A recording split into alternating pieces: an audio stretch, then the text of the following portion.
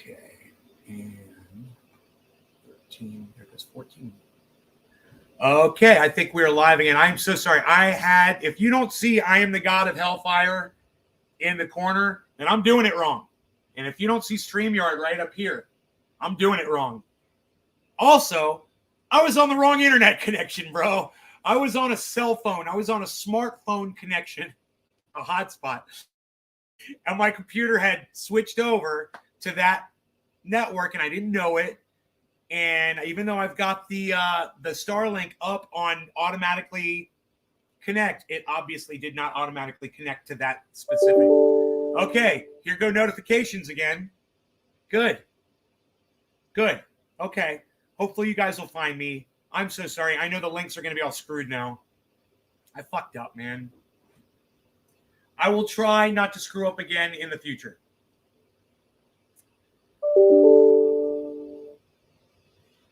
Whoa, Bitcoin just hit 36,000. Fucking great. Holy moly. Beautiful Sunday in the South. Hey, thank you for sending me those fishing videos, bro. Those were great. We are making a slight recovery. I want to highlight that just for a moment. Token Dave is here to stay. Cheers. Take my pills. All right. So, yeah, I'm no longer taking blood pressure medication. I stopped taking that long ago. I don't know what my blood pressure is. Actually, I don't check it anymore. But I probably should. So I wanted you guys to see this crypto recovery here, but most importantly, look over here on the far left. Right there. The only thing in the red right now is Elon. Elon is at the bottom in the red. I love it. Everything else is in the green. And Bitcoin has made a recovery. Saitama is trying to snap back there. They're at the top of the list. Time to buy. Yes. Temple O. What does that say? Temple.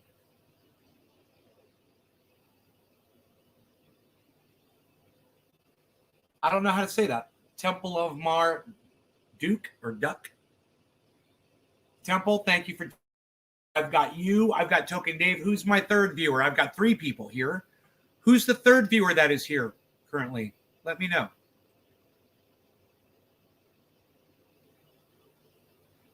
We're looking really good right here.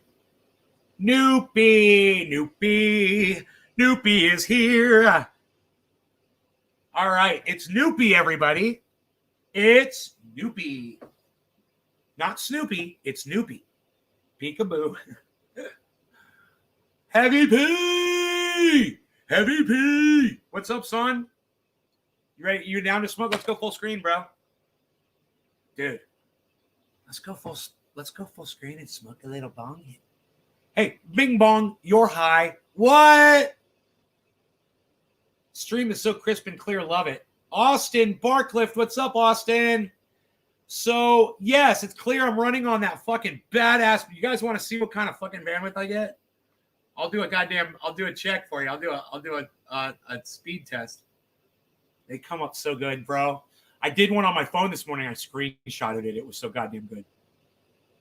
Dude, it's testing 115 megs download right now.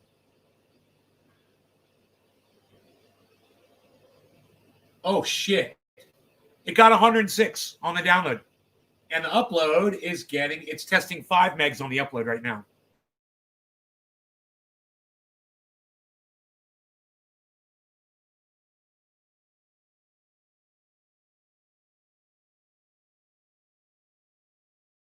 Because I'm loading, it's not a good time to do a test.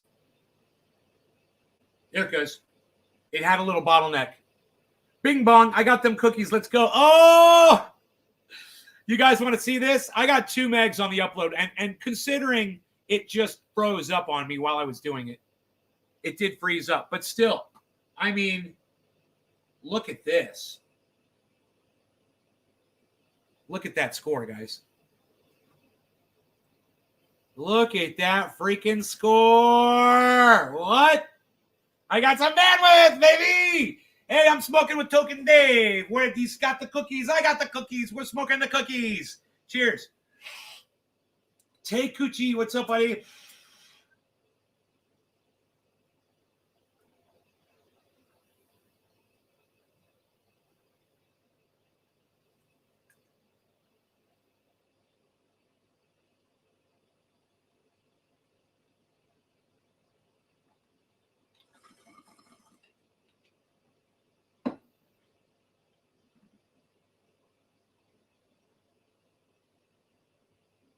Yo, Nate, why do you hold your hits in so long? Because I like getting high.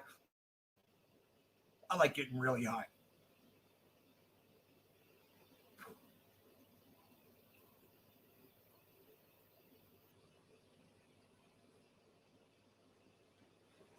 My Beazle. Get high and think about my doggy. All right, let's do another speed test. Look how fast it's going. It's testing 109.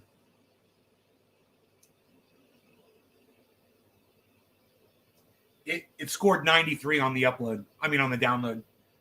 It's testing the upload right now. It's testing 6. And it gives me 10. You guys, look at my upload. That's a video gamer's upload right there, son. Yeah. Yeah, I might start playing some video games. Since, I've got nothing exciting going on in my life. I have no woman here to please. There's only 5 people watching the show right now? Really? Is it only 5 viewers? I'm going to refresh. I'm going to refresh the chat. I'm really sad that there's only 5 people here. I am. That doesn't make me sad, I got to say. Yeah, now it's only 4 people. Wow, man. 33's getting them mounted on my Tacoma. 33's, hell yeah. Crypto profits we're about to make. Women won't be an issue. Really? I'm a millionaire, bro. I don't have a girlfriend. Money can't buy you love, bro. I'm a good-looking man. I got beautiful soft hair. I got soft skin. I'm funny. I'm very conscious about my I take care of myself. I brush my teeth. I floss. I don't have bad breath. I kiss good. I'm good down there. We're good. So I'm a millionaire. Why don't I have a girlfriend? I'll tell you why. Because girls don't need money. They don't need security. It's not what they need. They don't need any. They don't even need a man. They're very self-sufficient. And they're realizing that. And the girl doesn't need to be, society says I need to be in a relationship. Well, fuck society. That's what girls are saying today. I don't need to be in a relationship. Fuck a man. I got 2 AA batteries. Who needs a man? So I can listen to him fucking cry all day? No, thank you.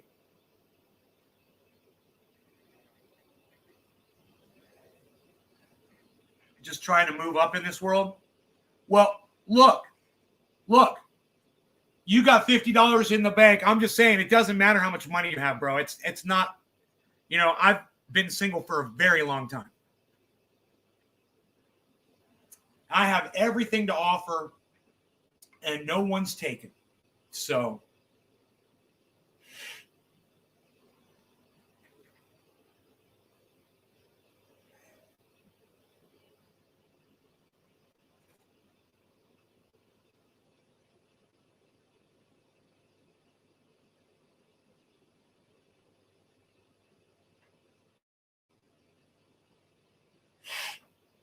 you see where I'm coming from?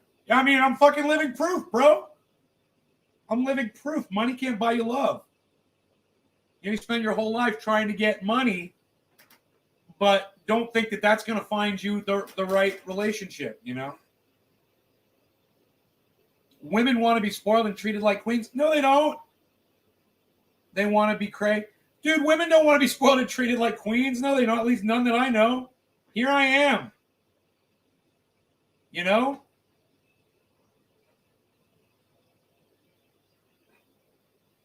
They don't need a reliable person that will be there for them and support them and love them.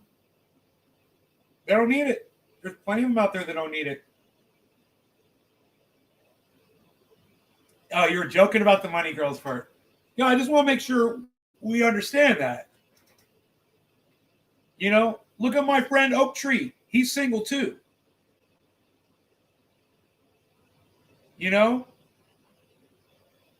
I could start going down the list.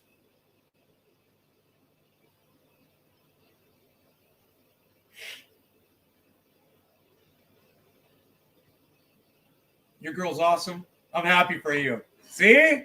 There you go. You're a happy man. My last ex-girlfriend, perfect. She was perfect.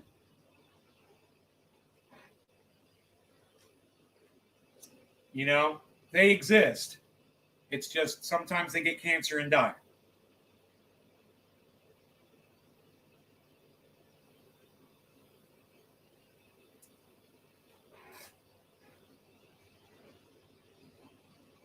The last years have changed. Yeah, but I gotta tell you, before COVID, I still, it wasn't like anyone was beating down my fucking door, even when I went out and shit. And it might just be because I'm in a bad age group, too late.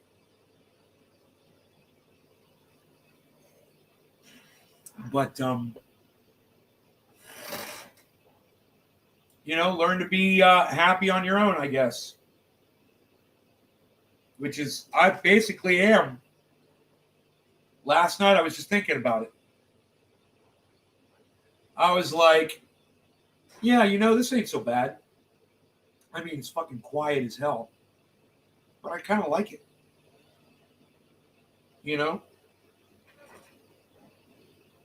I turned on Meatloaf Bat Out of Hell this morning and I rocked the house with that shit. Can you imagine putting that song on the internet and not including that fucking introduction? Ba-na, ba-na, ba-na.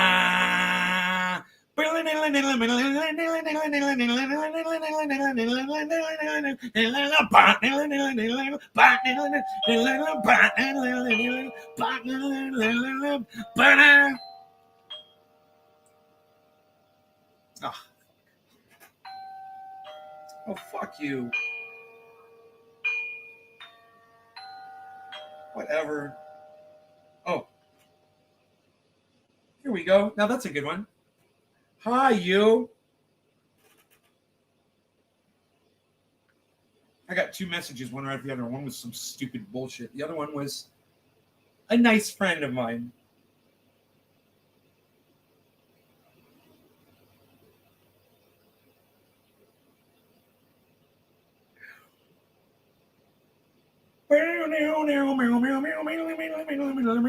You know that whole part? And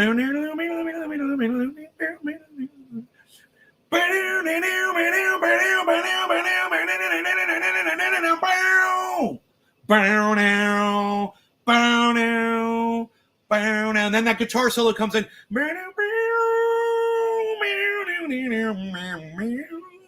That fucking solo. And then when the theme, the ongoing repetitive theme throughout the song starts at the beginning. Right then, that's when they started the fucking song on this YouTube video. And I'm like, you cut out that whole intro. You cut out, I mean, it's literally the best part of the song. The intro is better than the whole song. I mean, it is. It is. It is. It's got the fucking guitar solo. It's got the crashing drums. It's got the fucking, the build up and that the that crazy fucking piano. It's all in the intro. And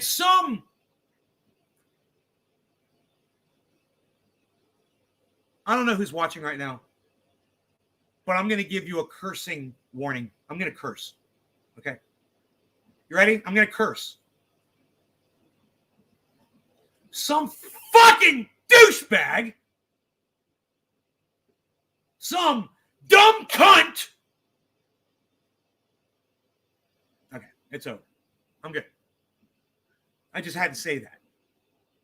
Decided to put Bat Out of Hell Meatloaf on YouTube without that fucking intro on it.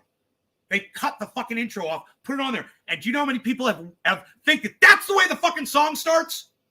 And you know how many cocks? Oh, I'm sorry, I'm cursing again. You know how many fucking dumb cock motherfuckers were saying, oh, this song is so good. Oh, it's the best song I've ever heard. Oh, blah, blah, blah. Cardano went down. Cardano's at $1.12. What are you talking about? Dude, what are you talking about? Cardano's at $1.12. Who the fuck are you? Dude, Cardano, $1.12. Look at it totally flying up in the green, bro. Do you not see Cardano fucking exploding right here? Do you not see this? Do you not see that? Dude, it was down to fucking $1.02. It's up to $1.12 right now. Who the fuck is this Milan Royal Heart dude? This guy does not watch the market, obviously. You have no idea what's going on, do you, Milan? Holy shit.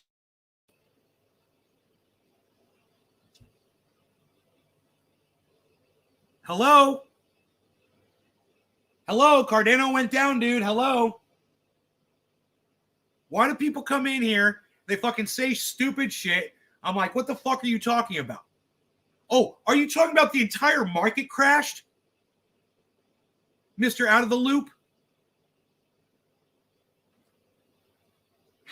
For how much did you buy? I think I got it at $1.15 and I got $1,000 worth.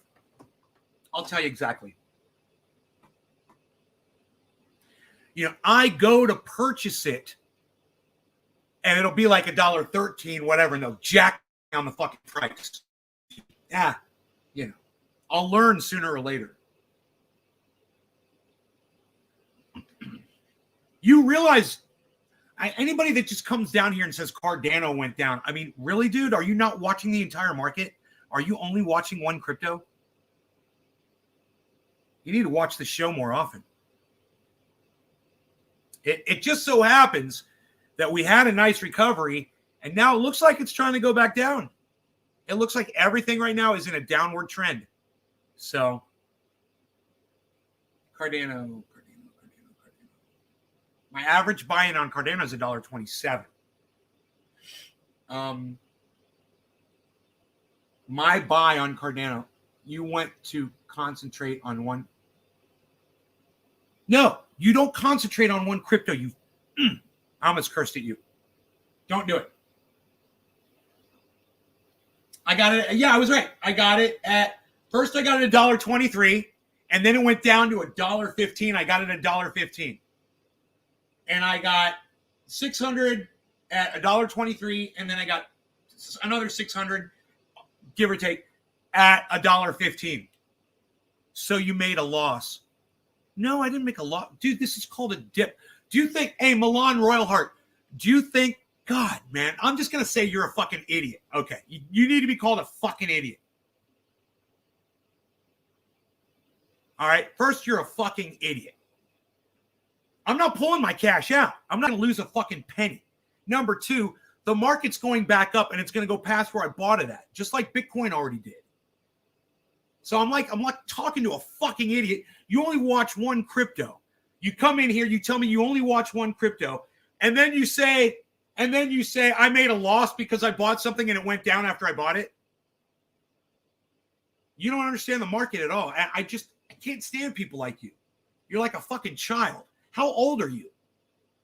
Milan Royal Heart, how old are you? Are you like a kid? You're like 15 years old or something?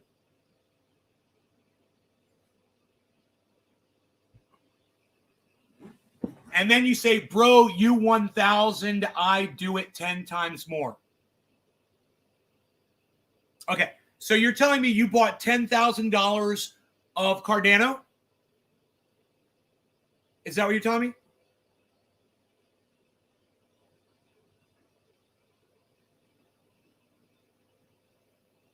You're not, I can't even talk to these people. Listen, I don't understand what's going on. I want to thank the rest of the chat for being quiet and let me try to talk to this guy. He's not fucking answering me. But let me just say this. Okay, let me just end this conversation really quickly for you. You got Shiba Inu? Okay, you're going to be fine on your Cardano, bro. If that's what you're saying, if you bought $10,000 of Cardano at $1.15, bro, you're at $1.11. It's going to go right back up. You're going to be at $2 before you know it. You're going to be laughing. So, Milan, just cursing warning, calm the fuck down. You didn't make a loss, bro. Your investment has diminished in value slightly. And it's going to, not only is it going to go back to where you purchased at, it's going to go above that. And you're going to be fine. You're one of the fear-mongering idiots out there that ruins the fucking market for everybody else. Because the way you talk and the way your glass fucking half empty bullshit attitude. Bro, today you are so aggressive. I know.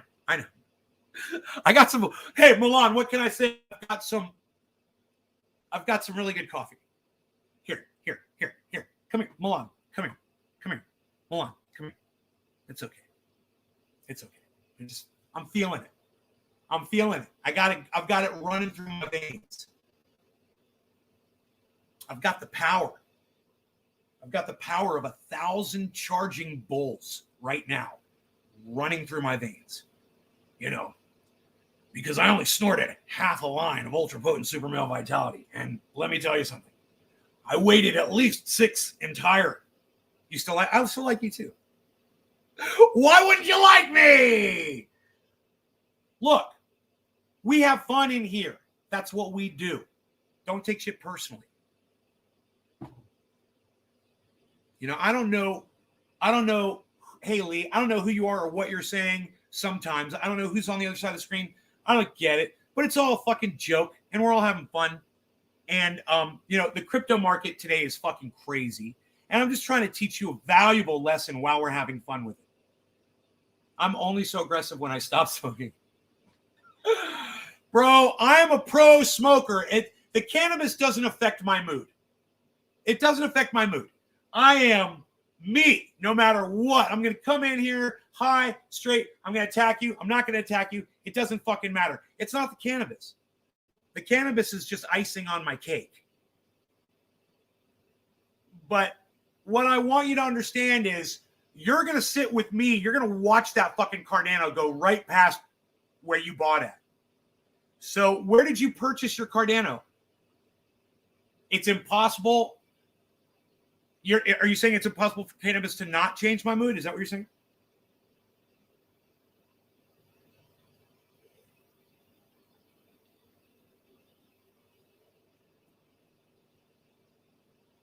It just enhances whatever it is I'm feeling, I believe.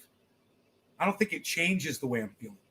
You know, if I'm depressed and I smoke cannabis, I don't stop being depressed. And if you do, hey, man, you might want to look at that. I mean, that's not necessarily unhealthy behavior, but that might be cannabis working as an antidepressant for you, and that's a good thing. That's not why I use cannabis.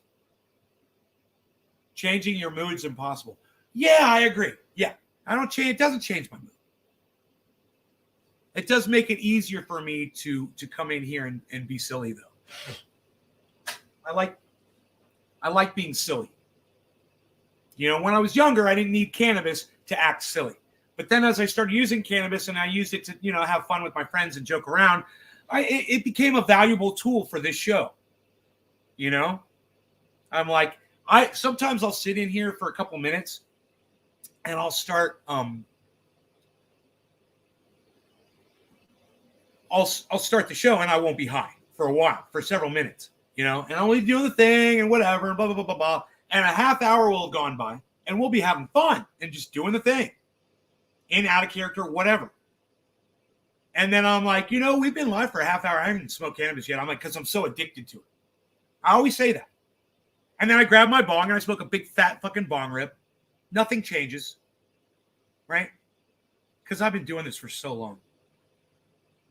The only thing that happens is when I turn off the podcast, I kind of take a deep breath as soon as it ends, and I kind of get out of character.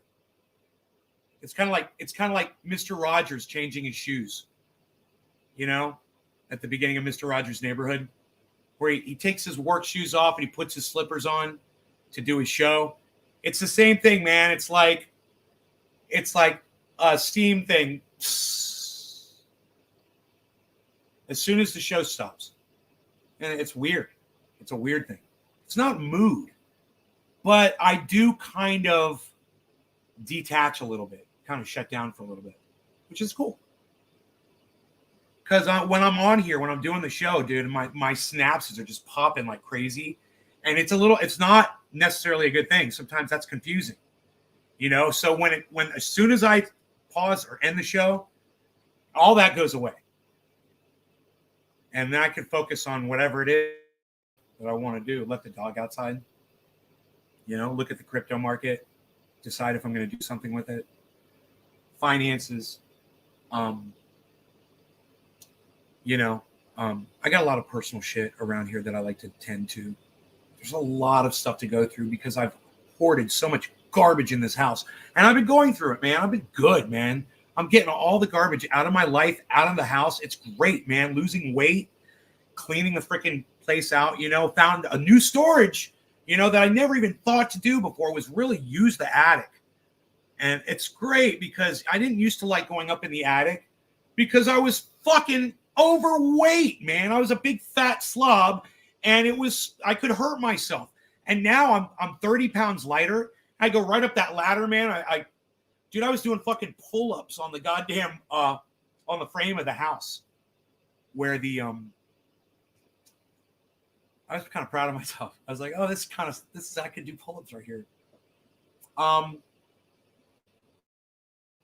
So get up in the attic and move around in there, and like a goddamn, like Spider-Man, move through the goddamn attic instead of like a fucking, I don't know, man, like something cumbersome and restricted with all my fat and not being able to balance on my own feet. Yeah, changing your moods and puzzle. Which software do you use and how can I start as beginner buying crypto? Great question. Milan, I use Cash App to start. I tell anybody that wants to start buying crypto, get Cash App on your phone, hit the B on the far right side and buy some crypto. Now, I'd like to kind of insert something in this show and not have a title. But for those of you that are watching, you can buy crypto with a credit card. Press 1 in my live stream if you're interested in learning more about that. Press 2 in my live stream if you already knew that you could buy crypto with a credit card. I'm not talking a debit card that takes the money immediately out of your bank. I'm talking a credit card that charges a credit card and builds up, and then you got to pay it at the end of the month. Give me 2 if you're aware of that and if you've done it on a credit card.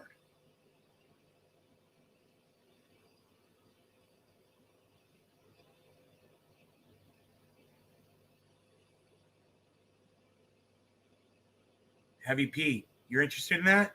Crypto.com, bro. You can put a Visa card into Crypto.com and you can use a fucking bank-funded Visa card. Yeah. Not all Visa cards will work. Some Visa card agencies, they won't allow you to buy crypto on their credit card. Crypto.com, you can buy it with a credit card. Now, that is not financial advice, okay? That is dangerous for anybody that starts doing that. Just so you know, you might as well walk into a casino and start throwing your money in a slot machine and pulling the lever. Because that's what you're doing when you start buying crypto on credit. But I'm doing it, and I'm not telling you guys to do it. I'm not giving you financial advice on that one thing because I know it's fucking dangerous. But, I wanted to insert that deep inside of a live stream without a title. I didn't want to attract people. I wanted some of the people that were interested to learn about it. And to the 4 people that left my show while I'm giving you this information, I'm just like, why did 4 people just walk out of the show? It's kind of weird when I'm literally telling you this fucking crazy tip about crypto that not a lot of people know about.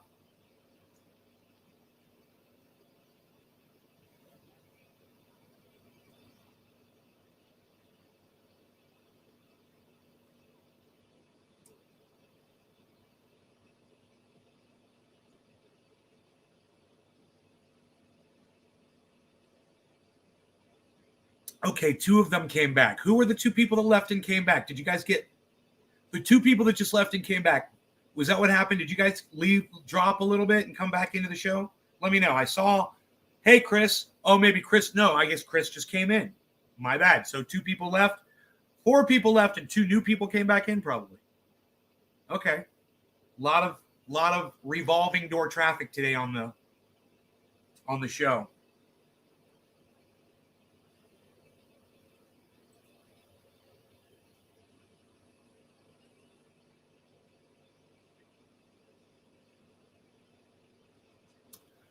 So for all of you, once again, we'll insert this deep inside this video so people that, it's not the title or anything. I'm just going to throw it in there. You guys know.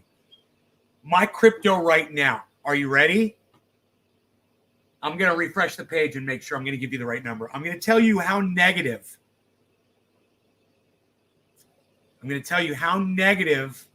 Hey, Phil, I'm going to tell you how negative my crypto portfolio is. Are you ready?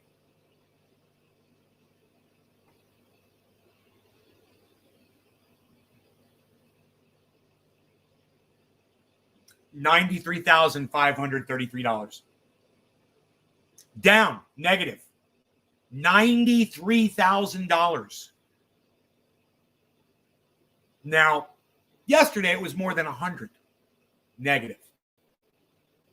Yourself, nay, the value of your crypto is $90,000 down. And someone like Milan Royalheart would come in here. You never told me how old you were, Milan. Would come in here and say, dude, you've lost $90,000. And I would look at them and say, you're a fucking idiot. Again, you don't watch my show and you don't fucking listen. So what we're in the market right now is called a dip. Most likely is going to recover and go back to where it was and then go even higher. Most likely. People like me are buying in right now. Smart people are buying in. Dumb people like Milan Royalheart are acting like that's the fucking end of the world and you've lost money.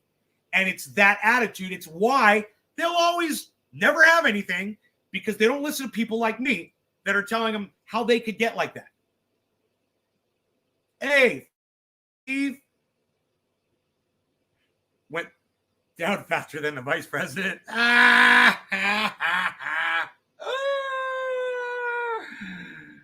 Oy. So I have to speak harshly because people just don't listen, man. People don't get it. They're waiting for me to be nice and give you free shit. Oh, be nice and give us free shit. Is that what you're waiting for? I'm here to teach you something. I'm here to teach you how to take care of yourselves, man. And that hot tip that I just gave you a few minutes ago on the show, guys, you're probably not going to hear much more about that because it is very unhealthy. Like I said, it's not even borderline gambling. And I would hate to see any of my audience members get themselves into a financial bind because of it. But understand, as I make moves, as I make financial moves, I'm going to tell you how I'm doing it, and I did it. I just want you to know. I'm not going to say what I did, but those of you who are just watching a few minutes ago, you know what we're talking about. I did it. And not so much to put myself out, but I just feel like the timing on the market is correct. And I know where it can go, and I know what I can do. I know this market can drop down to Bitcoin 29,000. No problem. Bottom can drop out. Bottom drops out every day so far. We've had a drop where you're just like, oh, fuck, it dropped. Oh, fuck, it dropped. Oh, fuck. Dude, when I go live and all of a sudden it starts dropping. I purchased Bitcoin and it starts dropping. You've got to fucking hodl. You've got to disregard that noise. You've got to disregard what this kid came in here and said. Cardano is down. Ugh. Oh, is it? Is Cardano down, bro? Good thing you're watching Cardano, bro. I will give you the best fucking advice I possibly can. Watch Carl the Moon. Watch Lark Davis. Go watch that fucking Rach's channel on YouTube. I'll tell you all my favorite people to watch. I won't even tell you to get your financial advice from me. But go watch Andre G. Go watch him. Go watch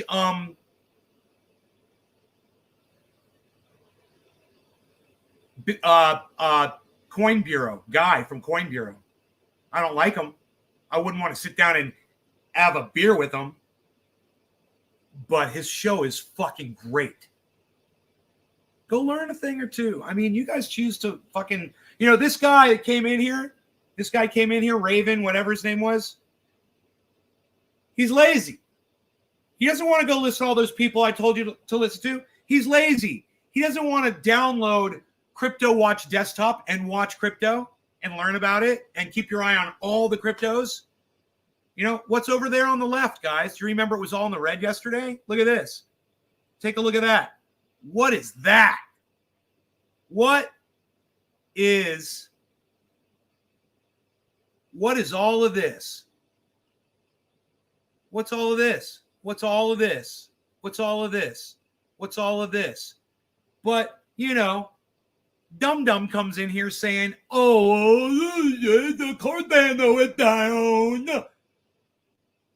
Yeah, we know, bro.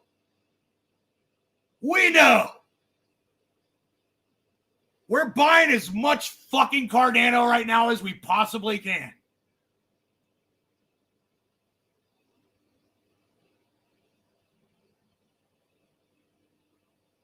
Look at Ethereum, man. $2,500 Ethereum. It's going to go to 5,000. It's going to go to 10,000. And it's at $2,500 right now. 2,462. That's an opportunity to get some Ethereum. But, I'm moving out of the Ethereum network and looking at Polygon and Avalanche and other complete networks that they're basically free exchange rates. Why not? Why wouldn't I fucking do that? And you guys, at this point, you guys are like, what the fuck is Nate even talking about? Some of you are, because you're so far behind. It's gas fees, Ethereum gas fees. They're super expensive. Give me a 1 if you know that Ethereum gas fees are really expensive. In other words, when you're on the Ethereum RC20 network and you want crypto or you want to move some crypto, it costs a lot of fucking money on the Ethereum network. Give me a 1 in the chat if you're aware of that. And give me a 2 in the chat if you're also aware there are way cheaper networks out there to do business on.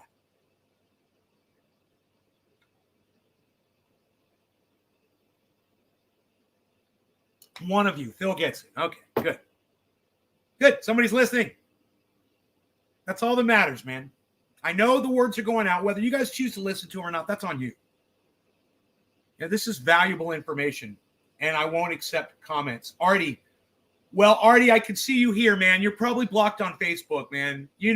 I think, Artie, if I remember, didn't you come in a long time ago talking some smack, bro, and I blocked you? And then you're not blocked on the show, but you might be blocked on Facebook. How much does it cost to make a purchase?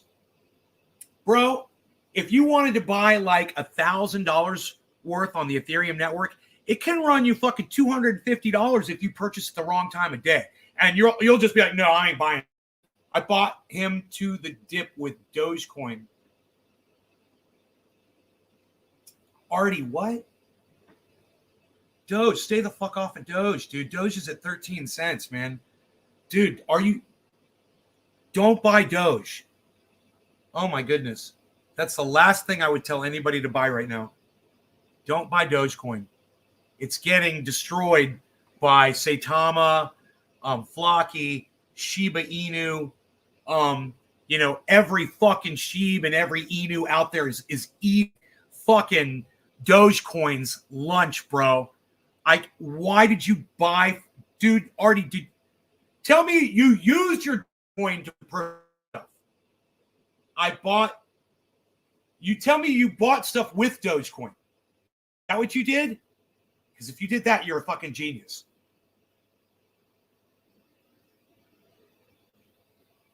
Waiting to hear back from you, Artie. Waiting to hear back, Artie. Are you coming with me, Artie? Are we together on this, Artie? Who's coming along? Are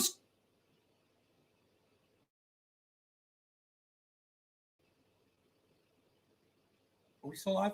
Who's coming with me? Sphinx. Spock.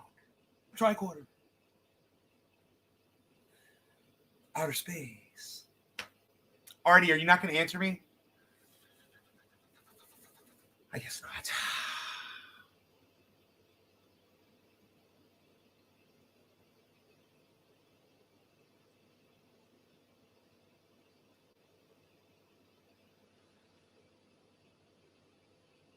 Dude, Avalanche is $63. You would be real good. I mean, I didn't, but man, you would be real good to get some of that at $63. Engine's $1.62. I died when Engine went under fucking $4. You bought Doge? No, don't buy any more Doge. Do not buy Dogecoin, bro. All right. Don't buy Doge. Stay the fuck off of Doge. We don't do Doge over here. Doge is bad. It's bad. I'm good. It's bad. Doge is bad. It's real bad. Don't buy Doge. Doge is bad. That'd be bad. If you buy some Doge, that's bad. Bro, buy Bitcoin, buy Polygon, buy Cardano.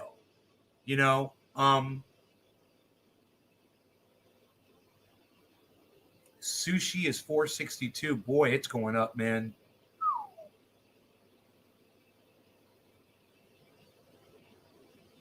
Oh, I'll tell you a great one. Crow is 36 cents right now. Crow, CRO, crypto.com.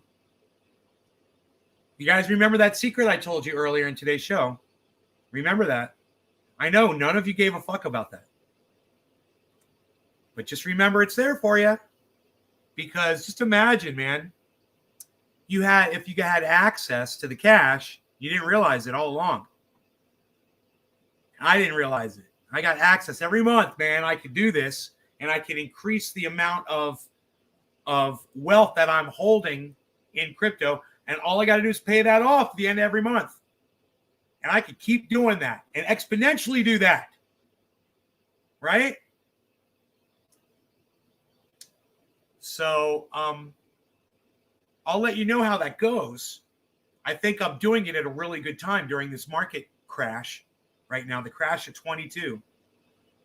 And just so you know, my Bitcoin is already above where I bought it at. I got it at 35.2. It's at 35.4.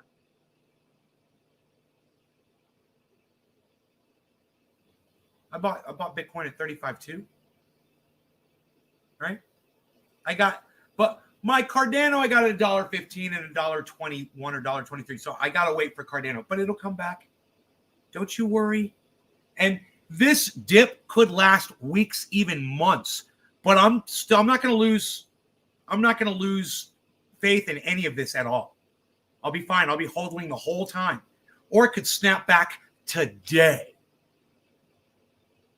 As soon as people get over their fear and people like me start talking to people like that are scared out there and showing you that, hey, we're throwing our money into this right now. Just hold on. You got money sitting in there? Just hold on. We'll take care of y'all. We will. The wealthy people that are purchasing crypto right now will take care of y'all that are holding. Definitely.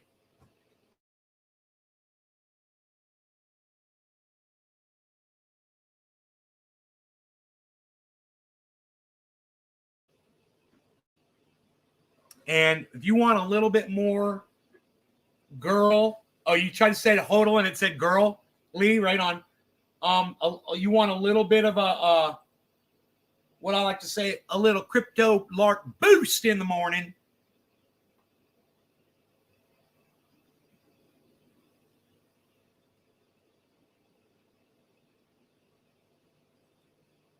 Here's your crypto lark boost in the morning. This is an urgent message for all investors, really, but particularly for cryptocurrency investors. The last few days have been some real pain, I think, especially if you are a new investor to the cryptocurrency market. If you've come in the last year, welcome, by the way, but holy cow, this is definitely a baptism by fire kind of moment for any investors who have recently got involved in the cryptocurrency market. So in today's video, I want to break down what is going on and what I am doing, as well as my thoughts on this current market situation. My name is Lark. Every day I make videos talking about cryptocurrency investing. So if you like that kind of content, of course, whack on that thumbs up button for the YouTube algorithm. Now let's just go ahead and get straight into this. And to start off with, if you are a new investor, just know that anyone like myself or lots of other people that you're going to find on Twitter and in the comment section and making YouTube content, we've all been here before. In fact, many of us have gone through things that are much worse than this current sell-off in the market. That is not said to sort of say, hey, what you're experiencing is not important. Obviously it is. It's your portfolio. It's very personal to you, this particular market crash.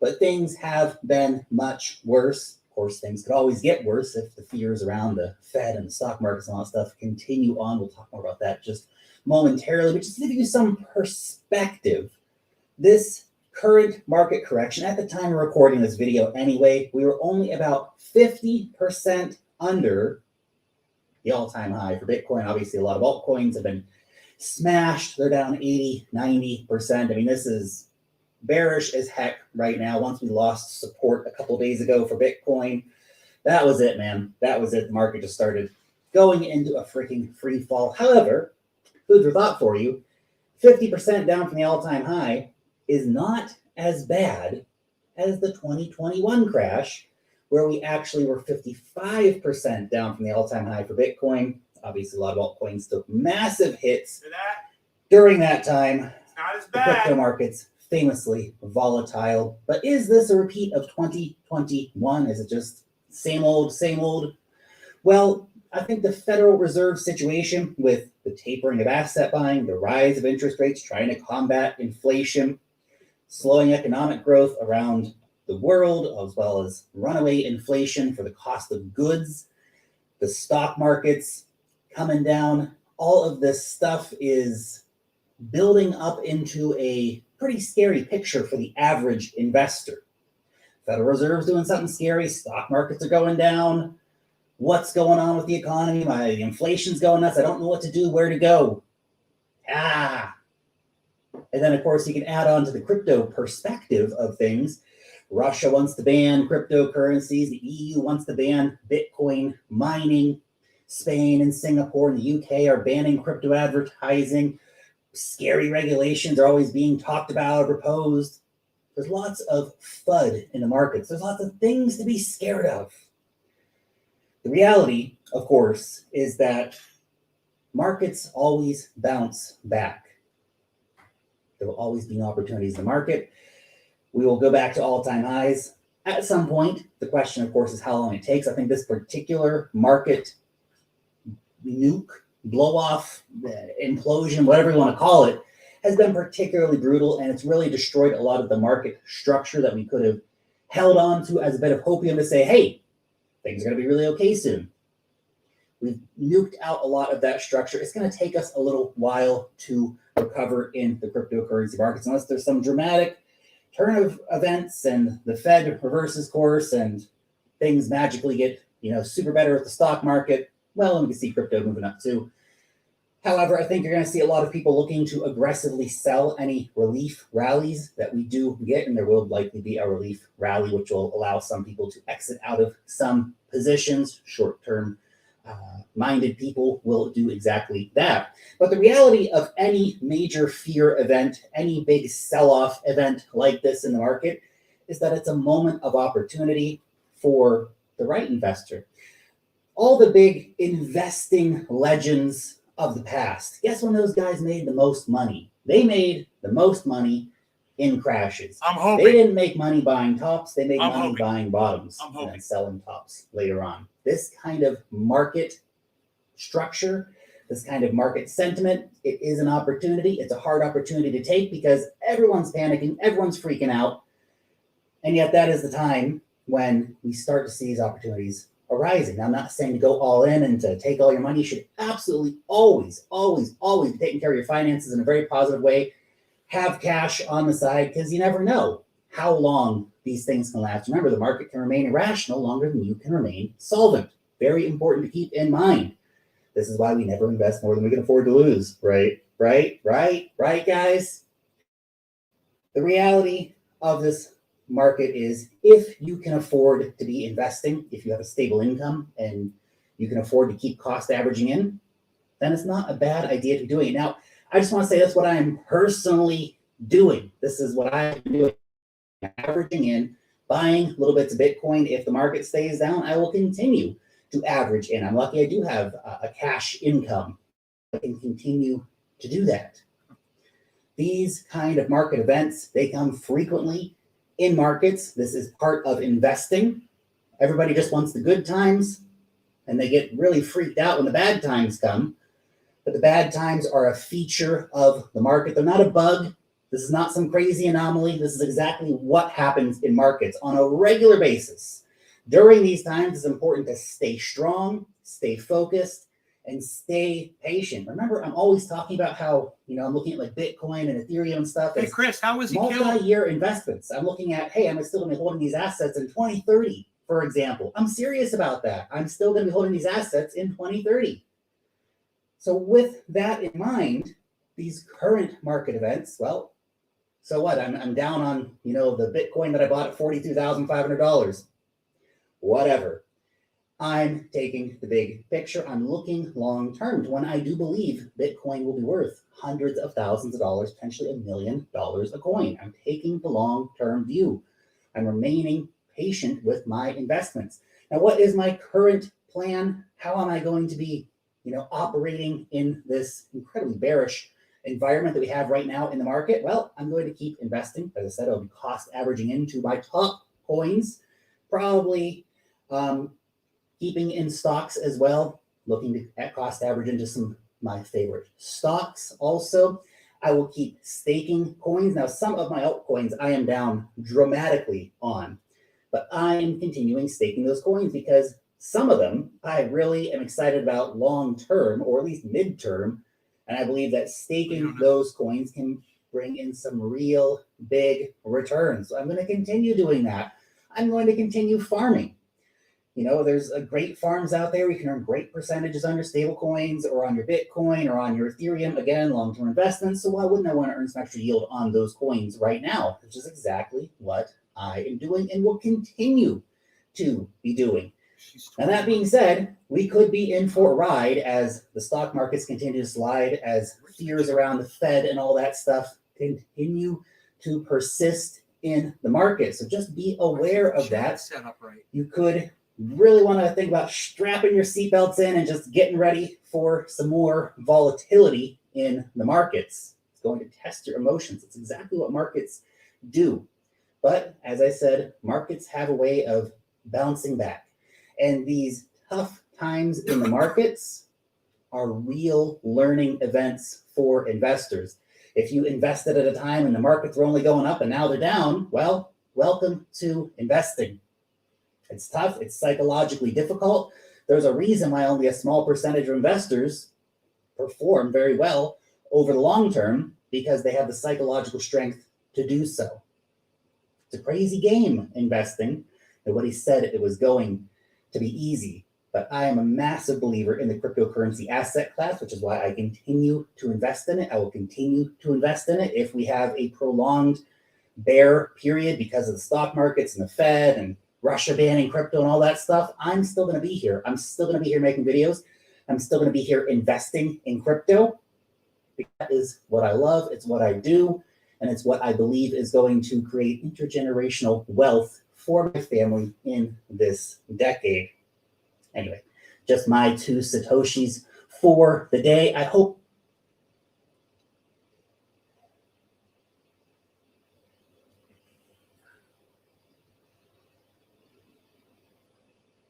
Yeah. Yeah, it's here to stay, man. I don't think it's going anywhere.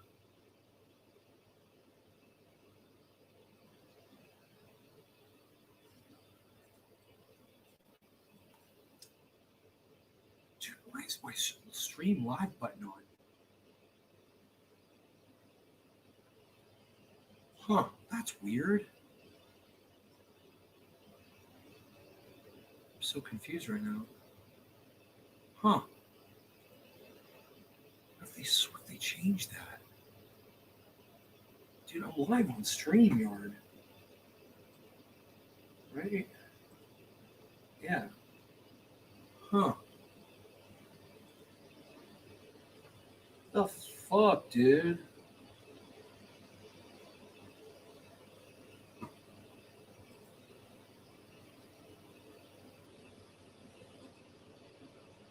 I watched Jackson Hinkle last night. It was really good, actually. He read my super chats, which was cool. He said, he gave me a shout out. He's like, how you doing, man? He's like, I hope you're doing well. Something like that. It was really cool. And I'm like, hello. It was very personal, you know? Usually he's just like, I appreciate you for the super chat. So, yeah, I just told him, I was like, bro, you could party all night and stay up until 10 a.m. and you will still beat Sam Cedar in a debate. He was like, thanks, bro. Emma.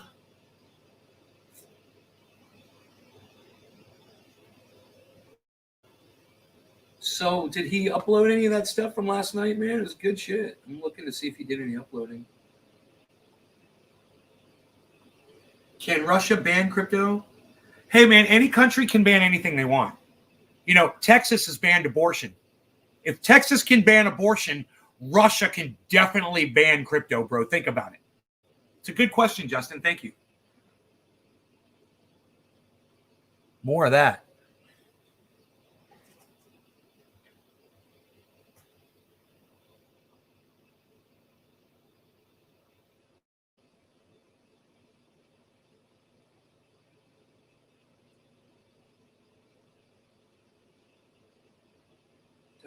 I guess he didn't upload anything.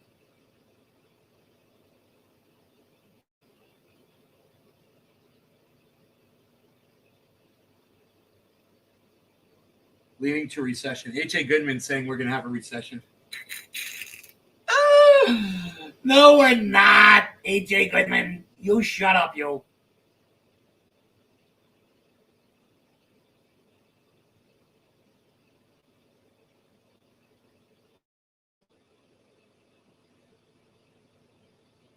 Love that I'm still. Oh, yeah. Yeah. Thank you. Thank you, Emma. Emma, do you find me attractive?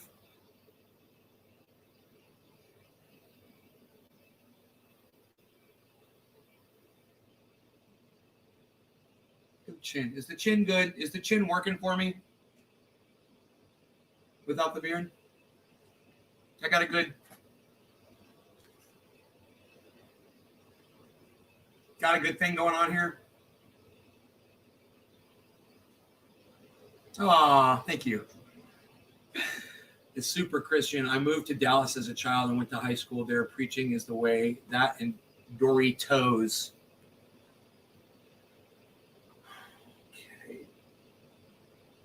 Freaking article.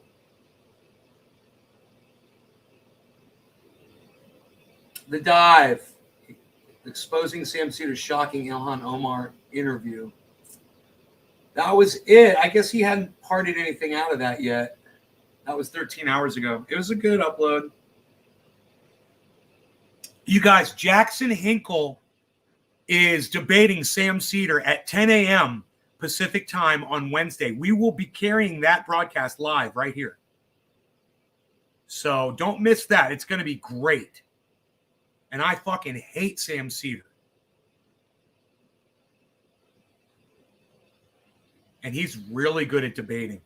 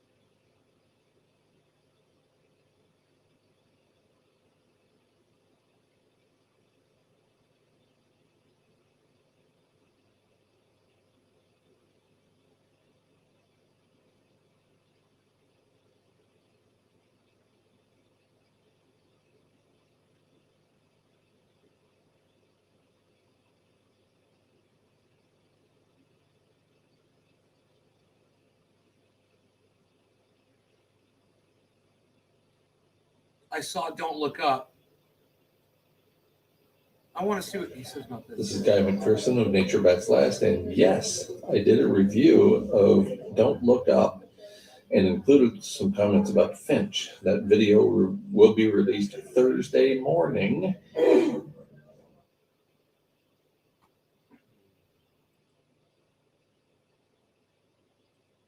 go to Nature Bats Last and see if we can find it.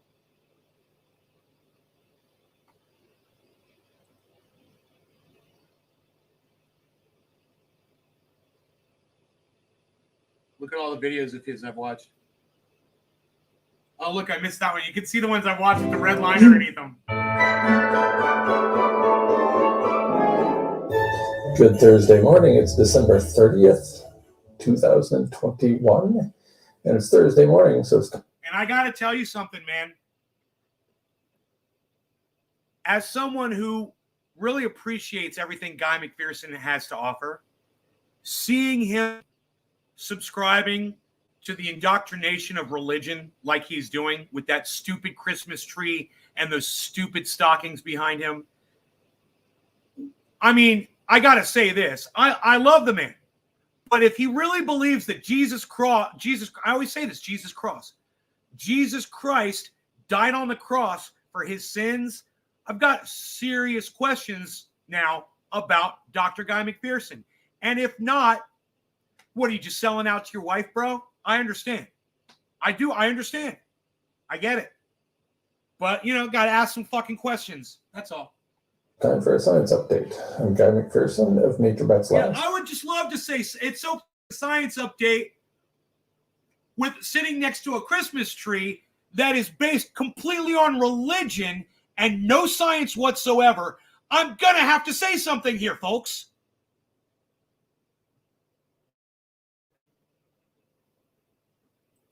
Which you can find at Guy McPherson.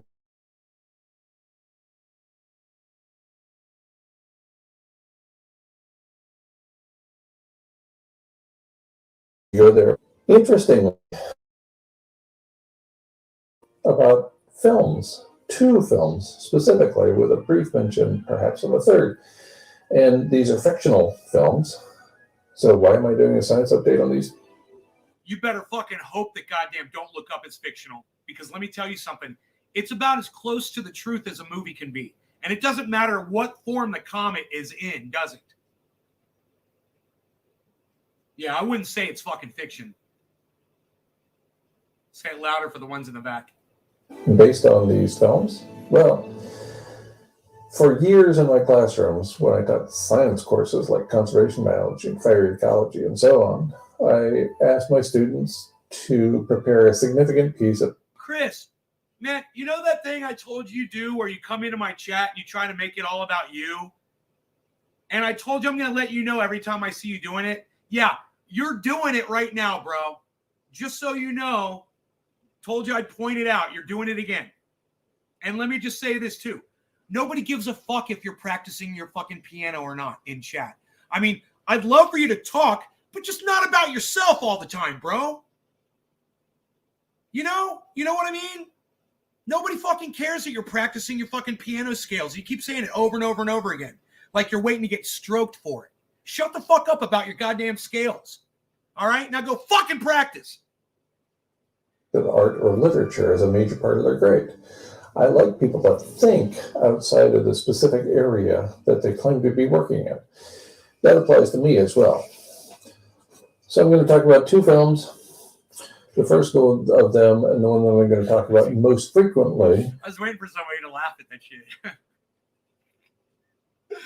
Just came out. It's called Don't Look Up. Hi, Marla. How are you? And I'm going to refer to a paper written by David Roberts, longtime climate writer. And there's a link. I like how I'm like, hey, remember that thing I said I was going to remind you do all the time in my chat, bro?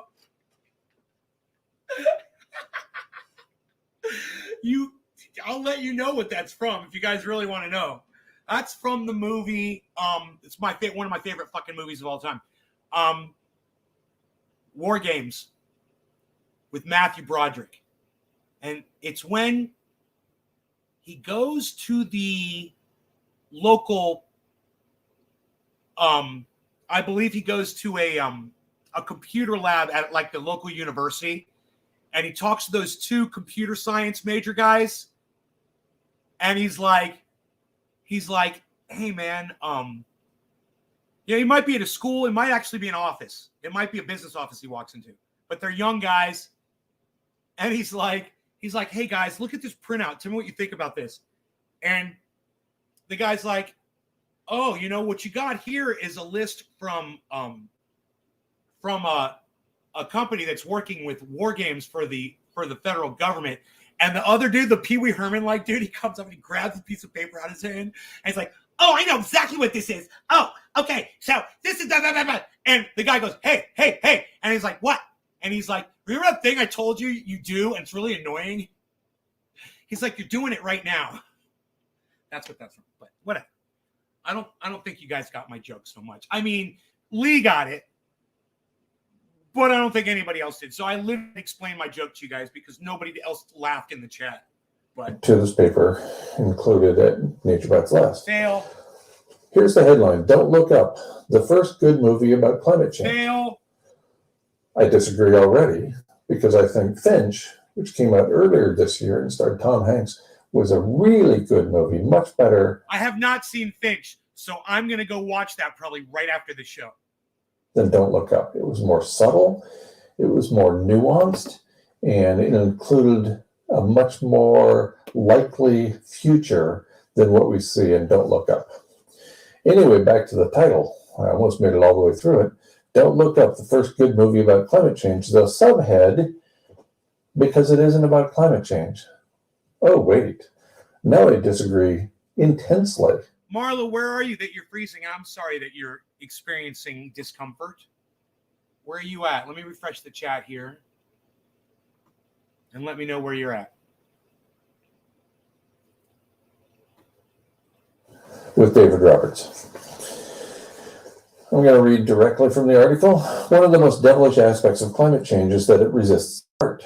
But Adam McKay, director first of comedies like Anchorman and later of more serious fare like... Listen, I would like to know why he's sitting next to a Christmas tree too. As a man of science, as I am, and he is, Emma, I'm curious why he's sitting next to a Christmas tree as well. I'm wondering, does he really believe the God delusion? It's shocking. And I would have to say, he doesn't believe in a God. I'm just going to have to say that. Guessing here. But why would you sit next to a symbol that says that you do? I mean, okay, fine. Your wife won in the house. Maybe she's Christian. I get that. I totally get that. I've been in relationships before. I understand that. You don't have to do your video next to the goddamn Christmas tree. And that's, for me, disturbing. I love him, and I hope if he sees this, I hope it doesn't offend him. But I'm fucking highly offended just by him putting that in the same frame as himself while discussing science. It's vulgar, and I'm disgusted. So, Emma, thank you. Thank you for asking. More people like you in the chat, please. Like The Big Short has cracked the code. Don't Look Up is the first climate movie, the first work of art about climate change of any kind to hold my rapt attention from start to finish. Oh. It is fantastic. I agree with that so far. Still don't think it's as good as Finch, but okay. So the statement wasn't completed. And I'm sure there's been a lot of, climate change movies out there. I mean, think about what was fucking what was the one with the goddamn with that tsunami? Not it wasn't called Armageddon. What was the one with the fucking tsunami? I forgot that one. That was pretty climate changey, That's older sort of thing. One reason it's so good is that it isn't really about climate change at all.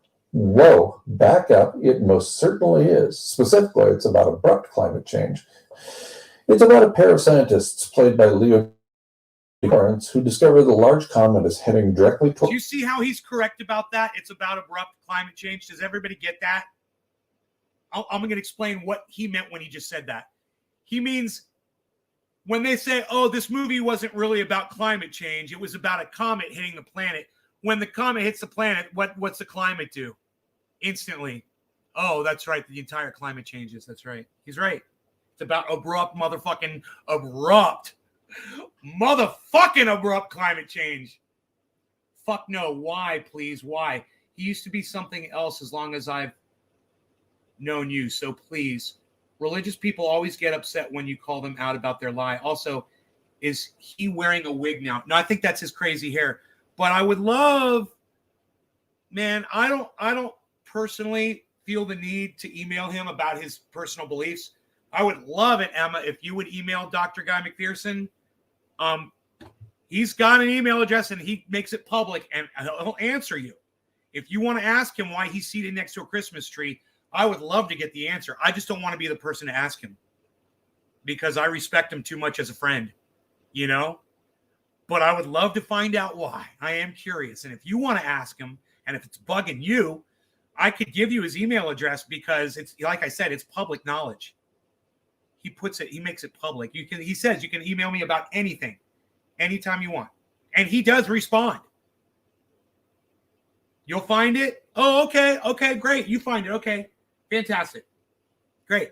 Toward Earth and will strike and wipe out all life on the planet in just over 6 months. 6 months and 14 days, specifically. They try to tell people it does not go well. Gee, can't imagine what that's like, trying to tell people and it doesn't go well. So how is this not about climate change? And specifically... I don't know, Guy. Maybe people would believe you more if you weren't sitting next to a Christmas tree, a symbol of lying.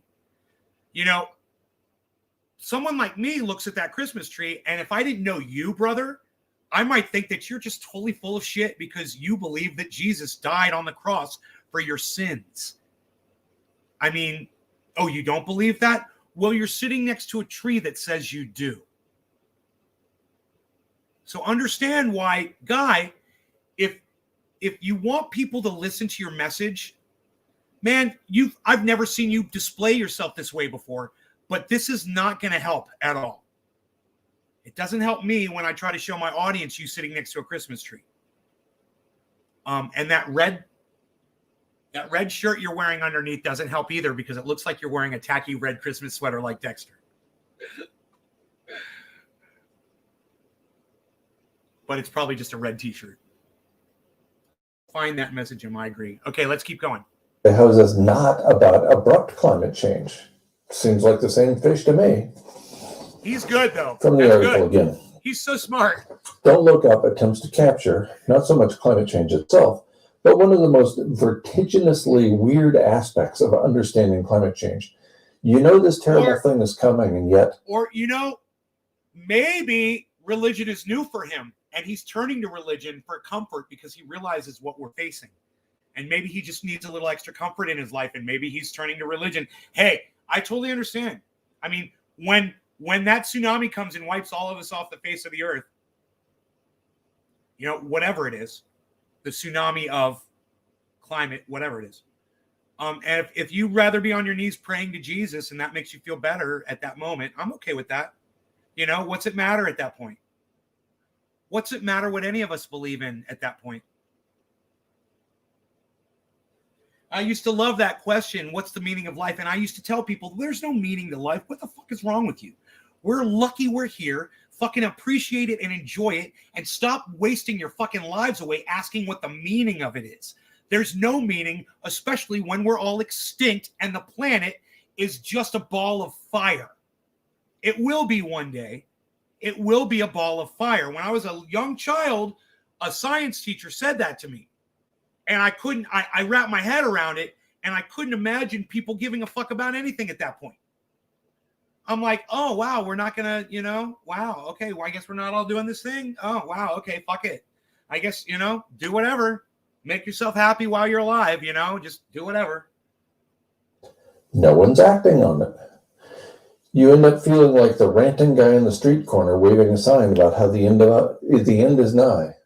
Huh. That sounds like him. I wonder what that's like. Oh, that's my whole life for the last many years. Right? The movie is about having knowledge, but being unable to make the knowledge matter. Being unable to make anyone hear or act on it. We hear you, guy. We hear you. We hear you, Actors guy. of reality. People that watch By compressing the timeline to 6 months and making the threat a singular force visible in the sky, it brings the absurdity of the situation to the surface. It's hilarious, and if you spent years banging your head against a wall trying to get people to pay attention to climate change, you will find a great deal of catharsis in the laughter. Yeah, I can speak to that. Catharsis in the laughter. By its very nature, the article goes on, climate change is abstract, the sum of millions of observations and long chains of reasoning. It unfolds slowly over the course of decades and centuries. Its effects are felt incrementally across the globe in disparate ways. In short, climate change isn't a good villain. It has no plans or intentions. It's not even a singular force. It is simply the descriptor we apply to the panoply of changes happening around us. Great use of language, by the way. David Roberts has quite a vocabulary. That's impressive. I can barely keep up without returning to a dictionary. He goes on, the magic trick of good art is that it uses specificity, particular people, places, and relationships to evoke universal human feelings. We have been designed... Wait. We have been designed? I think we're on opposite ends of the rationality spectrum here, David Roberts and I. We have been designed by evolution. Well, that's a little better, but evolution has no design in mind. We have been designed by evolution to feel most intensely about things that are close to us, within spatial and temporal boundaries that are legible to us. We're not designed, we're not designed to feel anything about a projected 50-year change in global average temperature. Oh, now I see the problem. If it's not a 50-year change, it doesn't really matter. If it happens in a relatively short period of time, like, say, during a human lifetime, like, say, during the next few years, that doesn't count? That doesn't qualify as climate change? I beg to differ. Back to the article. We can know and understand the forecast in an intellectual way, but to really feel it, to integrate it into one's basic narratives and worldview, requires conscious cultivation. It does not come naturally. It is not universal. That's for damn sure. Continue with the article. DiCaprio and Lawrence convincingly shrink into nebbishy scientists. He with a middle-aged gut, she with unfortunate bangs. Oh my goodness. A middle-aged gut and unfortunate bangs. This is the common approach when you don't want to disparage somebody.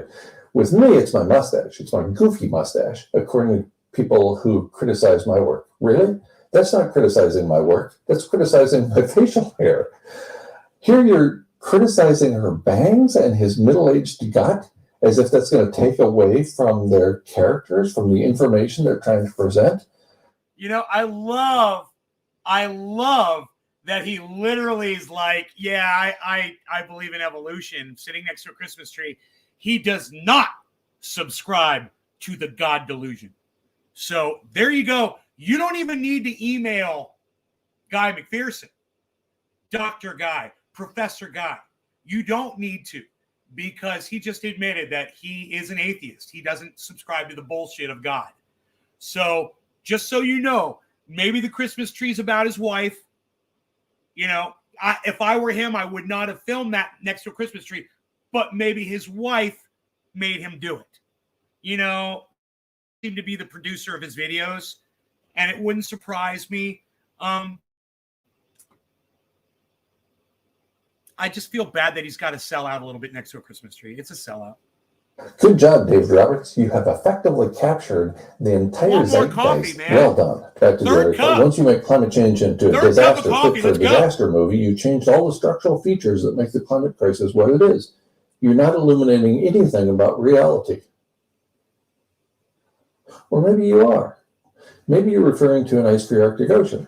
Maybe you're talking about rapid loss of habitat.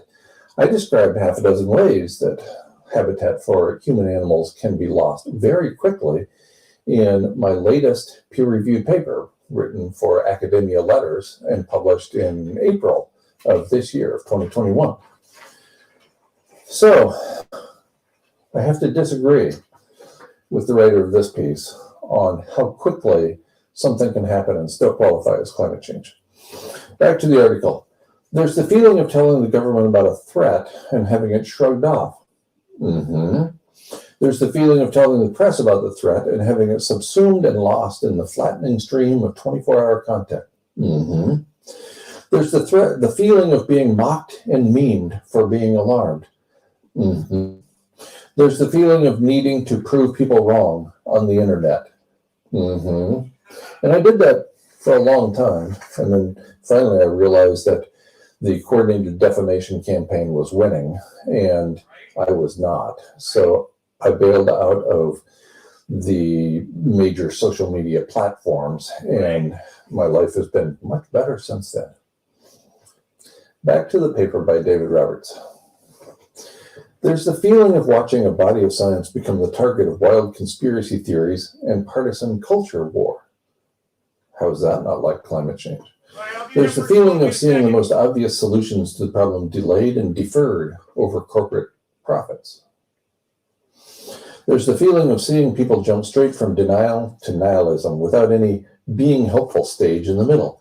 There's the sinking feeling of watching people who have accepted the threat turning to glittery promises of future high-tech solutions. There's the feeling of hoping against hope that someone in charge, despite all the appearance of venality and stupidity, knows what they're doing, has a handle on this thing.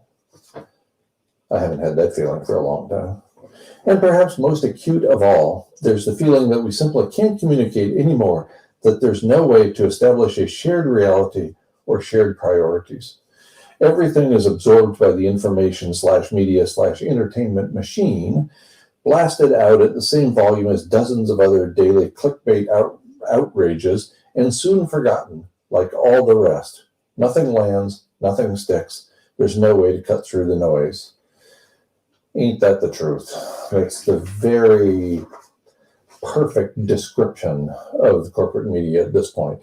Firing out messages, many of them daily, assuming that the American public has a 15-second attention span. That's about right, although I don't think it's that long. Back here in the real world, climate remains stubbornly uncathartic. It has no 6-month deadline. It will play out slowly over our whole lives and beyond.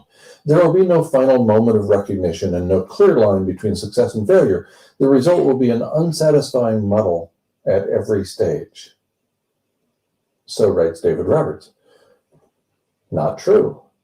No, not even close. Loss of habitat for human animals can occur very quickly in several different ways, as I've indicated in my Academia Letters paper that is attached at, or embedded rather, at the blog post at ClimateFirst.com. Still, we know that in some sense the comet has already begun striking. We've already lost some stability, some biodiversity, some lands and lives, and we will lose more no matter what we do. Indeed. It's baked in at this point. Indeed, we are living in the most stable climate we will ever experience. Indeed, every decade from now on will get warmer. More of the comet will strike. We can only control the scale of the damage. Really? How? Reduce industrial activity and therefore bring aerosol masking down? Increase industrial activity and therefore ratchet up the warming of the planet? I don't know where you're headed with this, but I don't like it. Finally, David Roberts writes, as he was having dinner with his family, he couldn't stop thinking about DiCaprio's final words in the movie as he is surrounded at the dinner table by family and friends of his. Yeah, you know, he's like, we did everything we could, you know?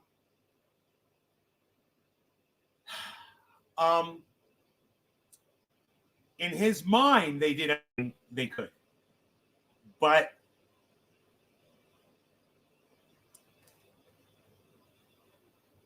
that's just a rationalization because it's absolutely not true. Do everything they could.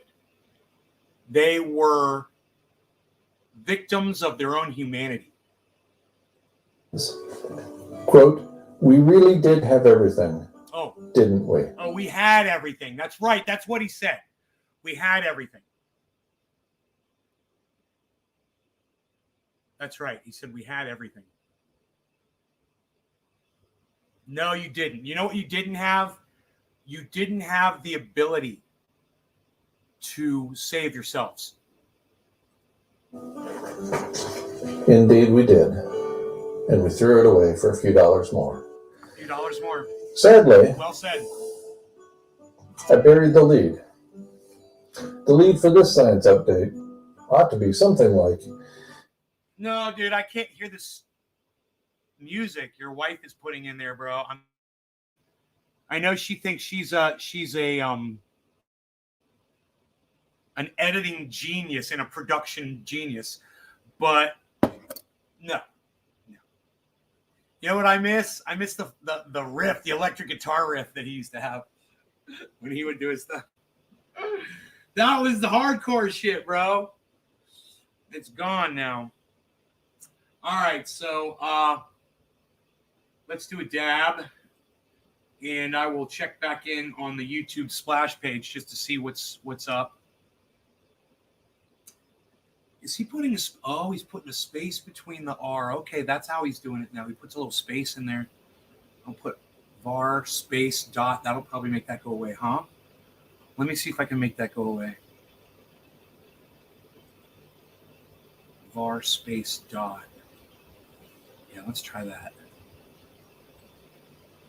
Get every single one of his little fucking things taken off my chat. There we go.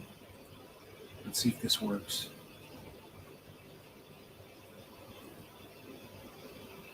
Boom. It works. I love it. Yeah. We got it. He's putting a space in there. I'll get all his shit. I'll get his little red and all the fucking shit he says in there. All right. We're still green crypto recovery. Well, we got to bounce back on crypto, guys. Check it out. We got to bounce. We got to bounce. Look at that. It's bouncing up. So we were down. I mean, I started the show because I was all excited. And as soon as I started the show, it started crashing. And now it's turned around. And Elon is the only thing at the bottom in red besides UFO. Everything else is in the green. And Saitama is number one at 3. 7 zeros and a 3. So let's smoke. Yes. Yes, Token Dave. Let me go back to full screen. I just wanted you guys to see the recovery is still happening. It bounced back. It was going down, and it bounced back. And as soon as I said that, everything dropped. It's funny, huh? No, we're good. We're good, Joe. We're very good, Joe. We're very good. Everything's going up. Bitcoin's at 35.3. Remember, I got it at 35.2. So I'm $100 up on my overall there. Look at this. Shut up. You know good. What? Wait. Where's the chat here? I want the chat. Dude, is there no chat?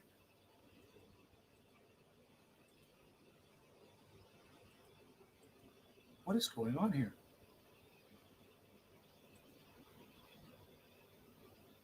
Why is there no chat?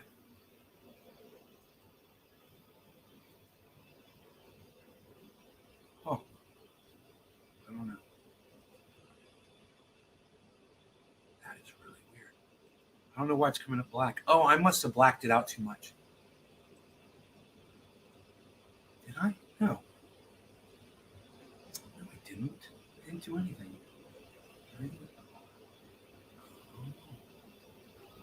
Show black screen. I don't know why that is. I don't know what happened to the chat there, man. I could fix that later. I'm a little freaking worried about it. I don't know. Here, let me just go here. And this, I still don't like the way the chat looks, man. I got to work on that. Hurting my fucking shoulder doing this shit. Okay, how am I going to do this now?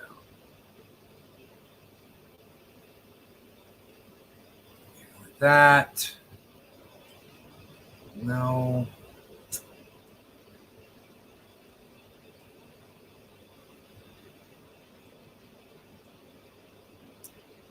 That doesn't really help much.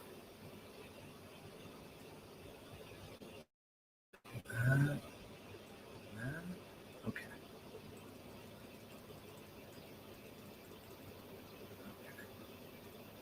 God bless America.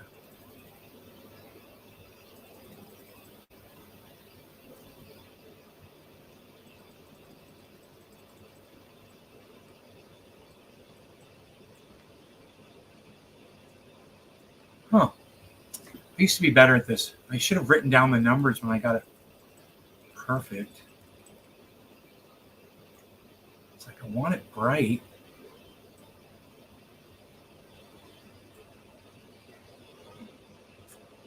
It's like, oh, wait, maybe that's it.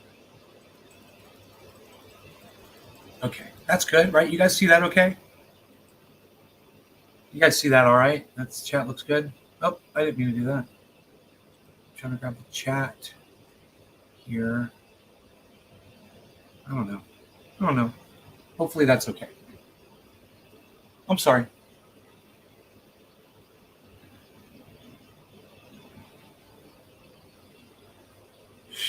Good? Okay, cool. Sorry. Oh my God, Oracle went live for 6 hours last night. Holy shit.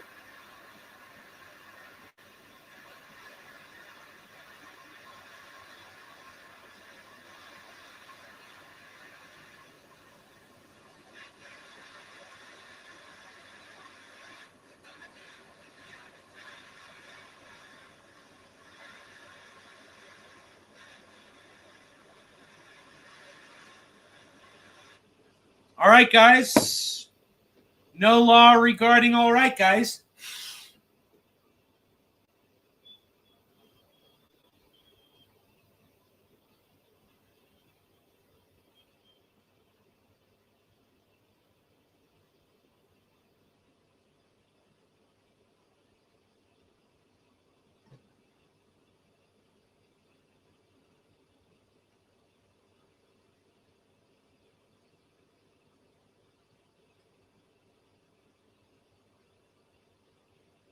Use a little bit more water in there.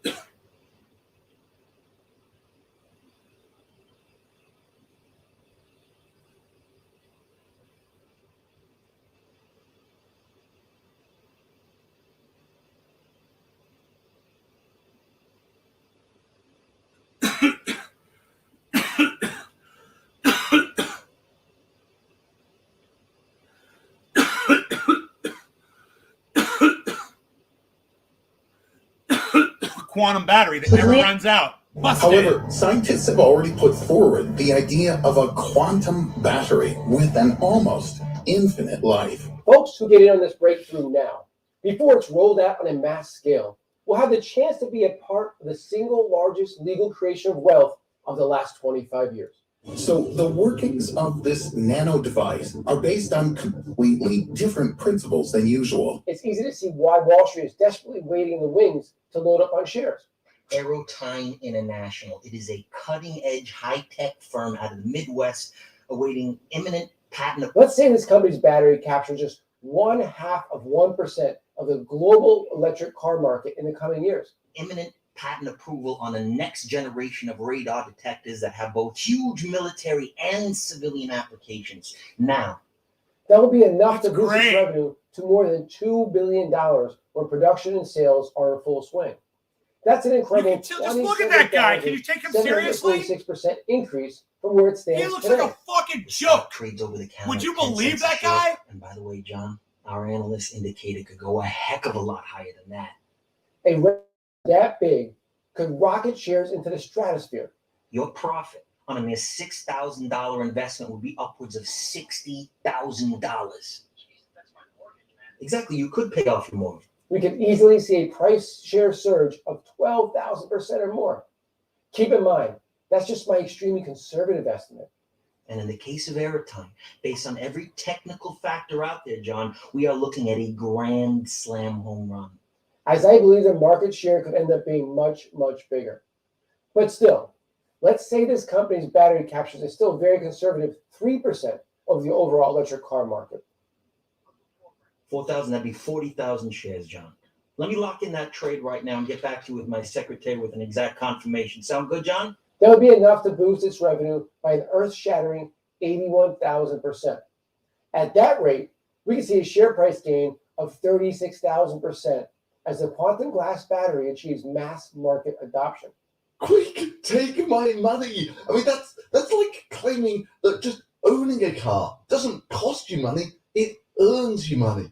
You say, what would be the probable gross profit from a single robotaxi? We think probably something on the order of $30,000 per year.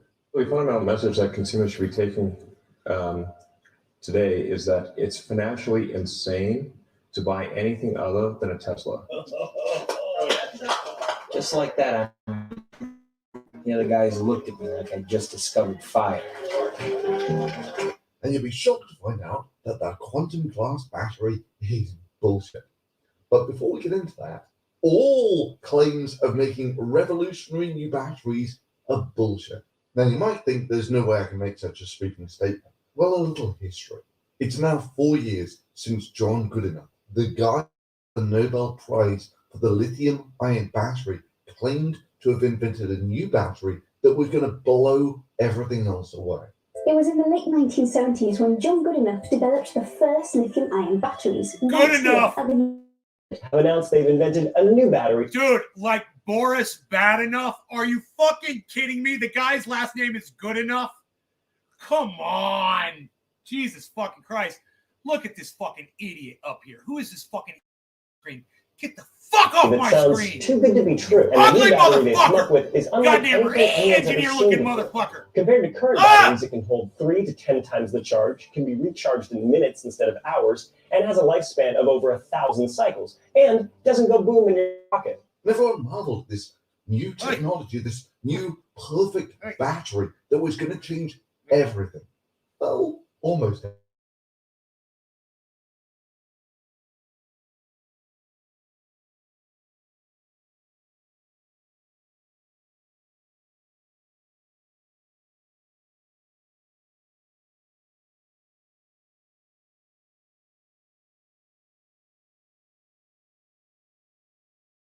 Orange creamsicles. Orange creamsicles. Are you guys still in my chat? How many ones can I get if you can still hear my voice? Can I get a 1 in the chat if you can still hear my voice? How many people are actually here? I don't believe that there's actually 13 viewers. That's what it says. Nobody. Oh, Noopy is still here. Okay, somebody is watching. Is anybody else watching? Lee is here. He gave me a 1. Anybody else give me a 1 in the chat? clearly be some weird, insecure incel loser. Maybe you should just read the white paper some more. All arguments curiously directed at his All hail the character white rather than the paper. video. All It was hail almost like the they didn't have a white point to paper. make. So rather than address the message, they decided to attack the messenger. And it may surprise no one Emma, that the thank you idea for the one. basically died after these big claims. With Wiki now reading, Goodenough's high reputation was enough to deter the strongest criticism. However, Daniel Steingart of Princeton commented, if anyone but Goodenough published this, I would be, well, it's hard to find a polite word. But how could I call it out like that? Well, it turns out for exactly the same reason as other revolutionary new batteries. So grab your popcorn and let's get back I want some to popcorn. the quantum glass battery. I haven't had popcorn. Quantum energy sources can also be used in electric vehicles, electric scooters, laptops, and many other devices that use batteries. No, they Here, can't. viewer. That's a lie. This is a 22 caliber Remington bullet flying through the air at 1,800 feet per second. And this is a starship going above the speed of light. And this is nanotech. Oh, sorry, none of those things exist. That's why I'm showing you a computer animation of those things. But the great thing about fantasy, of course, is you can make up any rules for it that you want. And this is a prototype of a mind-blowing new type of battery. Camelot. It's only a model. Insiders are calling a paradigm shift in energy technology. A forever battery that will usher in the next great energy revolution. The idea of creating a Lies. nanometer-sized Hey, quantum Tommy, battery thank you. It's nanotech. You like it? belongs to scientists at both the University of Alberta and the University of Toronto. Even going so far as to call it the Jesus battery, because the properties it exhibits are so miraculous. Forbes calls it simply the battery that could change the world. According to researchers, this little thing is able to hold a smartphone's charge almost forever. Once you charge a quantum battery, you'll never need to connect it to a power network again. Not only does this battery take all three bullets. Dude, that is the world we live in today now, you motherfuckers. Everybody out there that can hear my voice. Any single one of you people that have subscribed to some form of bullshit, and people are telling you, hey, man, that shit's bullshit. It's because of suckers like you that motherfuckers like this can push this down your fucking stupid throats because you're just taking it, you know? And it's the idiots out there that allow these morons to do this shit. I'm so glad that Thunderfoot exposes this bullshit. That it got like a champ. It continues to generate power flawlessly without skipping a beat. Zero fires, zero explosions, zero danger. It gets better. Here's the same bullet-ridden battery 24 hours later on the same charge. No, seriously, are you not convinced by this? Look, there is a dial saying it's still on the same charge 24 hours later. Who is not convinced by this? Well, for those of you who are, I've got good news. I've just invented this amazing new machine that makes your bank account numbers go up, with our top analysts forecasting it could generate as much as $1 million per second. I know it's hard to believe, but let me show you this machine actually working. Look, I start the machine and the bank account numbers go up. A revenue surge that big could rocket shares into the stratosphere. We could easily see a price share surge of 12,000% or more. Keep in mind, that's just my extremely conservative estimate, as I believe the market share could end up being much, much bigger. That would be enough to boost its revenue by an earth-shattering 81,000%. At that rate, we could see a share price gain of 36,000% as the quantum glass battery achieves mass market adoption. That's where the rank amateurs invest their money. If you'd invested your money in my bank account numbers go up machine, you would have made $45 million already. My point is, right now this company is still small and unknown, giving you the rare chance to be among the first to get in front of this massive revolution. Opportunities like this simply don't land in your lap every day. And maybe decades before we get another chance like this, to get in at the very front of a major multi-trillion-dollar transformative shift. Oh, he's right. If merely my subscribers had bought into this machine, it would have already generated $75 million for each of them. That's an amazing $75 trillion of wealth generation. This could be the moment you remember for the rest of your life, the moment that changed everything. Years from now, you'll be able to look back and tell friends and family you saw this trend coming. Understand the impact it would have and how you were able to make a fortune off it. Oh yeah, you could have made $100 million in 100 seconds. I mean, what if there's only a 1% chance that it's true and you missed out on it? One thing I can promise you, even in this market, is that I never ask my clients to judge me on my winners. I ask them to judge me on my losers because I have so few. Even if you invest a few bucks or just want to learn about what's going on, it's worth it. I believe it's only a matter of time before the tiny company at the epicenter of the quantum glass battery technology revolution becomes the next household name. Oh, it's an amazing idea. If only I had the security of some sort of guarantee that this is good financial advice. In fact, I'm so confident in the quality of my research that I'm willing to give you the strongest guarantee I could think of. If I don't give you the opportunity to see 1000% gains as the quantum glass battery explodes into the mainstream over the next year in our model portfolio, I don't want you to have to pay for my work at all. Your work constituting a video on YouTube that you can watch for free. That's the refund you're offering as a guarantee? That's right. Have a look at everything mentioned here, 100% risk-free for the next 365 days. If you don't see 1000% gains in my model portfolio, if you don't think it's the single most valuable financial resource you've ever had access to, I'll refund every penny of your membership. Wow. Refund the membership that I needed to watch a video on YouTube for free. And that was the strongest guarantee you could think of. That's how confident I am in my work and in a quantum glass battery revolution set to be unleashed across the world on a mass scale. This tiny company is off the radar of just about everyone, including the big boys at Wall Street. Just check out how many Wall Street firms own this stock. 0.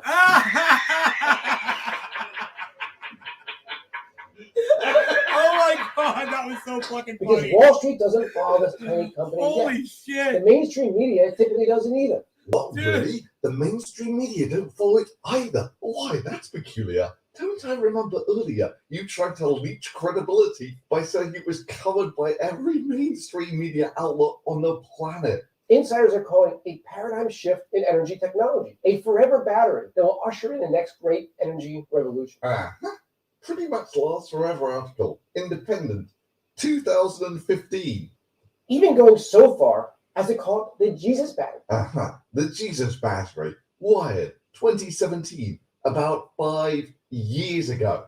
Because the properties it exhibits are so miraculous. Forbes calls it simply the battery that could change the world. Yes, they did that in 2018. And it's really not been seen again since. Look, problem number one is if you want to put twice as much energy into a battery, then in the event of a failure of a freshly charged cell, you're going to release twice as much energy. You short circuit a battery, all of the energy from the battery is dumped into the battery. It makes no difference at all if it's a solid state battery or not. You connect those two plates together, you're going to have a bad time. And when you do an incredibly simple calculation, you get a pretty good estimate of what that final temperature will be. The energy density of a lithium-ion battery is about 250 watt-hours per kilo, which is about 900 kilojoules. For a kilo of lithium-ion battery, it takes about 1.5 kilojoules to raise the temperature of that battery by 1 degree Celsius. So if you discharge this battery into itself, you short circuit it, you raise its temperature by about 600 degrees Celsius, that sort of thing. Which is just short of red heat, which is why these things tend to boil the solvents and then they start to burn, releasing even more energy. Well, some people have pimped putting organic polymers there instead of solvents, which really won't make any difference at all, because at these sorts of temperatures, almost all organic polymers break down and burn just like solvents. Well, what about using a ceramic of some sort? Well, ceramics are not exactly known for their flexible nature, and on top of that, they tend to be very dense. But fine, let's just say you can get that to work, and you manage to cram twice as much energy into the battery. Now, when you get a short circuit, a freshly charged cell's temperature will spike up to about 1,000 degrees Celsius, at which point your failing battery will melt any glass electrodes, any lithium, and most likely through the casing and the car, or your phone, or whatever else you happen to be holding at the time. It's a miracle that battery energy density is as high and as safe as it currently is. Yeah, of course, it does go without saying that Elon Musk was promising a 100 kilowatt hour per kilo battery with a high cycle life produced in volume probably in 3 to 4 years. And yeah, that was in 2020. And I'll bet dollars to donuts that never happens. With his fan club speculating that this will mean that he's about to make the supersonic vertical takeoff and landing electric jet that he was saying was the perfect form of transport. But he's not the only one. There is an endless list of people claiming that they're going to have amazing new batteries on the market in a few years. So Dyson will be able to help SAC-T3 with bringing the technology from lab to market. Dyson aims to complete the development of their first electric vehicle and bring it to market equipped with solid-state battery tech by 2020, but it won't likely happen until 2023. Yeah, so scrolling through my comments from 4 years ago, I found this. But Toyota is currently making solid-state batteries, and this aged poorly. Well, no, not really. Toyota was saying that their new solid-state battery could make it into cars by 2020. And they released a video on the 7th of September 2021 claiming that they had their first all-solid-state battery electric car. All 11 seconds of it. And if you come to Toyota's webpage on batteries, they tell you how many patents they have on this. Doesn't necessarily mean that it's going to be possible. They've just got lots of patents on it. And if you come down, they say how many people they've got working on it, which is all true, of course. They've had hundreds of people working on it for about a decade now, which just sort of speaks to the technical challenges of the problem. You know, that's the sort of material investment you're looking at in trying to solve a problem like that. And even at that, we're on track for limited production by 2025. Yeah, that's limited production doesn't necessarily mean that it'll be safe as a product or that it'll be cost effective as a product. Those are still bridges you've got to cross. And for those who are really convinced by this 10-second clip of a seemingly solid-state electric car means that it's now safe and cost-effective, well, here's about a 10-second clip video of a jetpack working. Does this now mean that jetpacks will be cost-effective and safe to produce? 5 to 10 years. Put simply, batteries at the moment are basically bombs. Doubling the energy density is no trivial task. When you get a thermal runaway on something and the temperature is high enough to melt steel beams, it's a much more intrinsically difficult problem. 10 times that energy density and you're in Joker territory. Compared to current batteries, it can hold 3 to 10 times the charge, can be recharged in minutes instead of hours, and has a lifespan of over 1,000 cycles, and doesn't go boom in your back pocket. Now, you might say I'm being too harsh on batteries here, in that don't cars have just as much energy in their gas tank? Well, yes, they do. But the thing about the gas is it needs to be mixed with air to burn, which is its kind of built-in safety feature. Also means you don't have to carry the air around with you all the time. You cannot get a thermal runaway on a gas tank. Rupture the gas tank and mix it with the air, and sure, you've got a problem. But on its own, gas in a tank is actually pretty safe. The simple reality is you consider merely the bulk of the charged and discharged states of a battery, and we're pretty close to maximum energy density now. And another simple reality is energy density is not like Moore's law.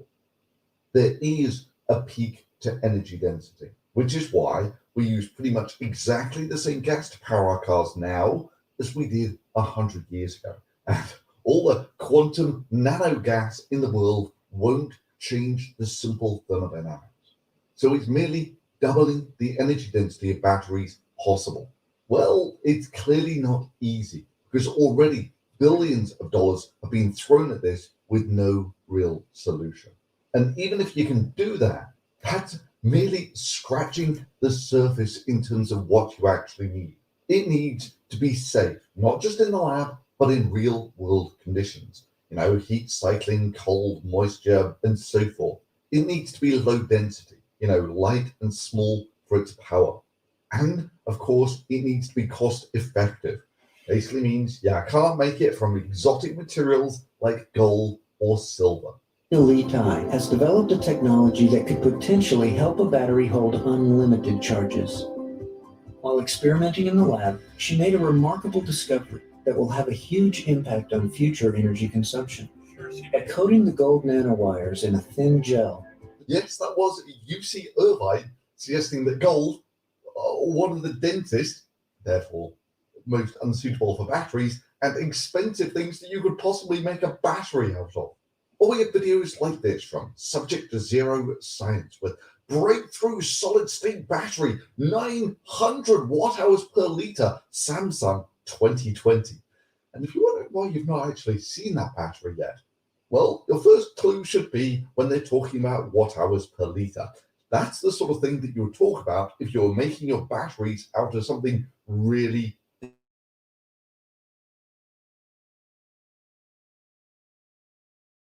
silver. By removing this layer and having only silver atoms playing the part of the matrix. Yes, of course. Replacing the matrix with silver. Podcast. Why didn't someone think that sooner? You can effectively introduce more cathode into the mix, increasing the overall energy density of the battery, or 900 plus watt-hours per liter. So is it impossible to merely double the energy density of a battery in an effective way, in a way that would be market viable? I mean, you take a look at the number of criteria that this thing has to hit, and it's pretty insane. My guess would be this ain't gonna happen for the simple reason that the more energy that you pack into the actual structure of the material, the more likely it becomes that merely looking at this thing sideways will cause a thermal runaway. But what's that? This video aged poorly within one day because a Michigan startup with its Gemini battery power pack powers a Tesla for almost 800 miles. That's almost twice the range of an extended range Tesla. Wait, they didn't just put two regular batteries in a Tesla, did they? It's kind of so vague, it's really difficult to tell what the hell they did. But if you take a look at some of the news articles linked on their website, like this one from Reuters, the second of these battery technologies, called Gemini, sounds like they're just putting two or something in there, uses one's proprietary energy management system and chemistry in a dual battery range extender architecture. Sounds like they're just putting two batteries in there. This approach yields 450 watt-hours per litre at a system level. Not entirely sure what a system level means here. And like I was saying, watt-hour per litre is the usual metric that you go for if you're using something that's very dense in your batteries. Anyway, the bottom line is it doesn't greatly matter. There is a chasm between actually having some vehicle that can do something in a one-off and actually being able to mass produce that in a safe form at a cost-effective price point. And also, let me say that their video that is the proof of this 700-mile trip is basically a montage of a road trip. Really. You think you've got this battery that is going to completely revolutionize the world, and the best that you can put together is a road trip montage. I was putting stuff like this together 14 years ago. I mean, on top of that, it's now 2022. If it was this epoch-making, why not just live stream the whole thing? And you take a look at their website, and this is their entire website for this battery that is going to completely revolutionize everything. And I was trying to find all these patents with this, of course, amazingly convincing graphic. And the only sensible patent that I could find was this one, which, so this is relatively recent, it's 2017. This is the closest I could find. So this is the actual guy behind it, or once the founder of the company. For some reason, the current assignee is Apple Incorporated, and it's 2017. and it's more about stopping thermal runaways in batteries than it is about some amazing new battery technology. So sure, people have spent billions of dollars on this and haven't yet succeeded. They confidently call bullshit on a Nobel Prize winner who made similar claims. Sorry, it's just the technical impracticalities combined with the number of people crying Eureka basically means I will believe it when I see it. And claims of glass battery this, solid state battery this, or quantum battery the other really just don't cut it. Which reminds me, we're meant to be busting that quantum battery. They suggest that it would be possible to build an almost perfect battery by connecting multiple quantum energy sources to each other. In this case, their individual properties combining together. Thus, if one quantum battery will be charged in an hour, then two could take 30 minutes, and several thousand batteries less than a second. Oh boy, did we enter the matrix today. Sadly, in the real world, that's not how batteries or any energy storage application work. Batteries basically have different electronic states for atoms, and the difference between those two states is the energy that the battery can store. This is why your typical electrochemical cell runs on a couple of volts. That's the difference in the electronic states between the two atoms. But this is just a regular battery. There is nothing special about it. That's why you can never store these incredible amounts of energy in a battery or any material. This little thing is to hold a smartphone's charge almost forever. Once you charge a quantum battery, you'll never need to connect it to a power network again. Yeah, just to be clear, you can't get energy out of a battery that you didn't put in the first place. Owners of mobile devices will be able to use them as much as they like and not be afraid that at the most inopportune moment, the battery will run out. So in this magical world where you can store infinite amounts of power safely in a battery, that does mean that you need to put that almost infinite amount of power in there first. But that's in many ways not your main problem. The main problem is that currently battery energy density is sufficiently high that they're almost bombs. You add almost limitless extra power storage into this thing, and they basically become pocket nukes. Thankfully, they're just talking crap, and this doesn't exist. Oh, well, I mean, say these are quantum states, but by that definition, your body runs on quantum energy. Ooh, you know, God, the difference in good. energy states of electrons bound to Big Mac one me, configuration baby! of nuclei versus another. Oh, 2 OB patties, special sauce, lettuce, cheese, pickles, onions on a sesame seed bun. Me, baby. But it's still just a hamburger. It doesn't help that after this, they go on to state that scientists are trying to learn from photosynthesis.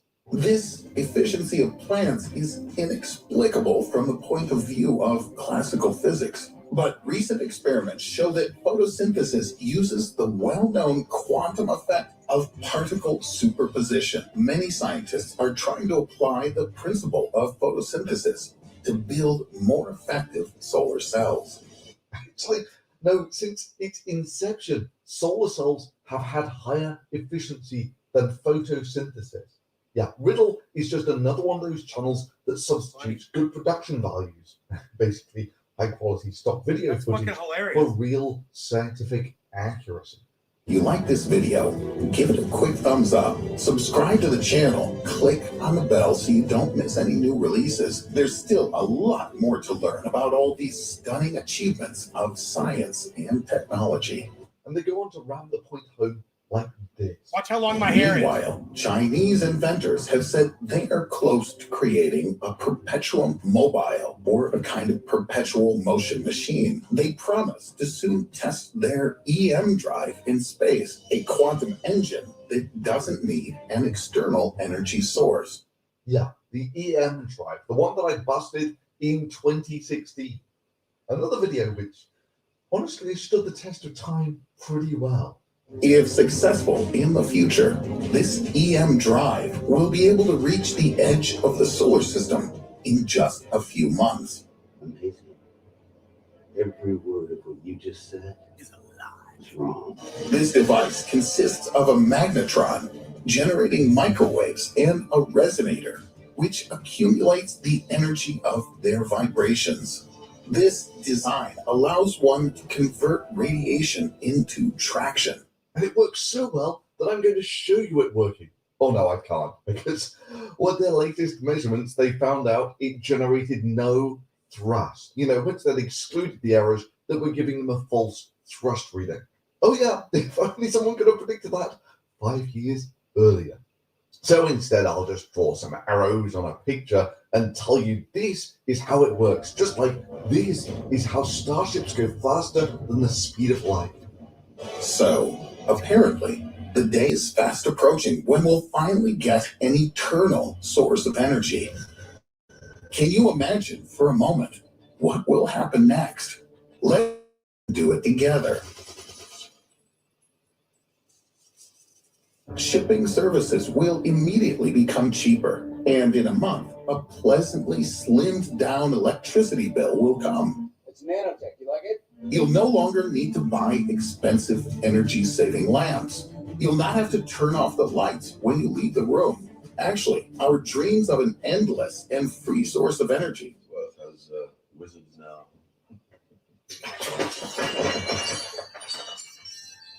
In fact, such savings are only a small part of the limitless possibilities of an eternal source of energy. Possibly the most important thing for humanity is that wars will lose their meaning because most of them are fought over energy resources. Yeah, and it just goes on and on. Right. I know. I watched Jack Black actually in an interview say that. Profitable almost anywhere on the planet. Even Antarctica could be built up with greenhouses because maintaining the right temperature inside them would be cheap. And yeah, because it's a pet bugbear of mine. If you're going to live your entire life on a spinning ball and you're going to put that ball in a video, at least make sure it's spinning in the right direction.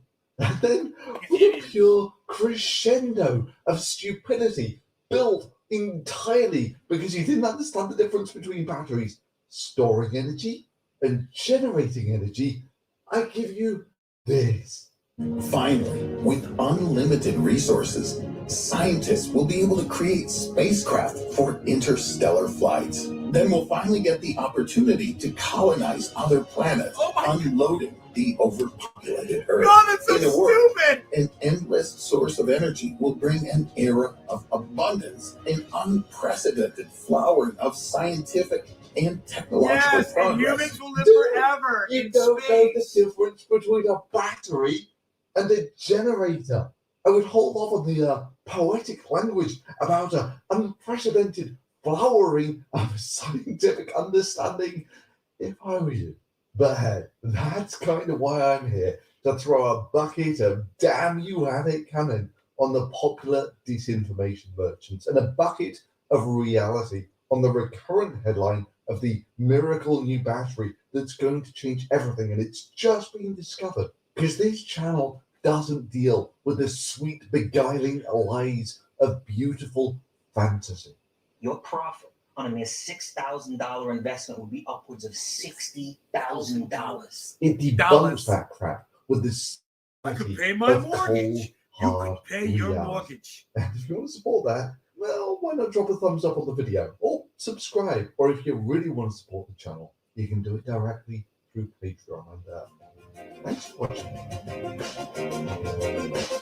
Imagine you can pay off your whole mortgage for $6,000. Give me your $6,000 right now. You'll be paying off your mortgage in a year. What a promise. You know? Holy shit. Hey, look at Ethereum. Holy shit, dude. What's up, Ethereum? Come at me, son. What? Come at me, son. What are you doing, Ethereum? Talk to me, baby. Are we going to see $2,500 again? Dollars. We going to see the dollars. Look at the Bitcoins and the stuffs. We're getting a little boosty boost right here. Look at this. We had a little bouncy bounce. Look at the 24-hour. You see there was a little falter, and now it's shooting fucking almost straight upwards, guys. Look at the market. Remember, I bought Bitcoin at 35.2. I bought Bitcoin at 35.2. They were telling me it was 34.8, but they got me at 35.2. But, okay, I was like, all right, so 35.2. So every time it goes over 35.2, I'm like, yeah, I'm in profit from my last purchase of Bitcoin. Now, the thing about Cardano is I bought Cardano at $1.15, and it is still down at $1.11, but it just came up from $1.10. So I want to see that go to $1.16. So I know I'm in profit on Cardano too. I'll be much happier.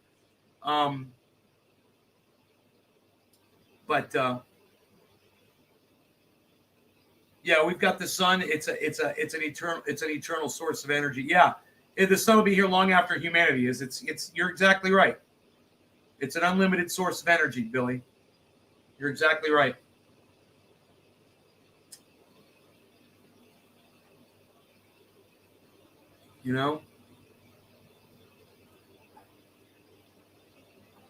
Unlimited source of energy.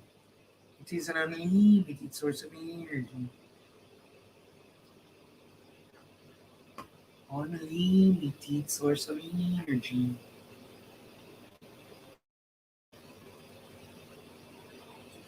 The flower. Yeah, that shit ain't going anywhere. I can do anything I want, pal. Palsy. I can do anything I want. I can do this. I can do that. I can do this. I can be over here. I can be over there. I can do anything, and I'm not going to touch anything else. It's going to be great.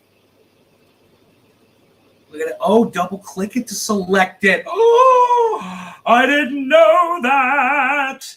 I just learned something about my software. Okay, cool. Okay, we don't want to see this. No.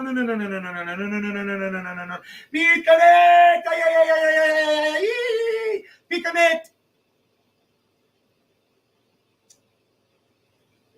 So our phones are going to be nanonuclear reactors, lol.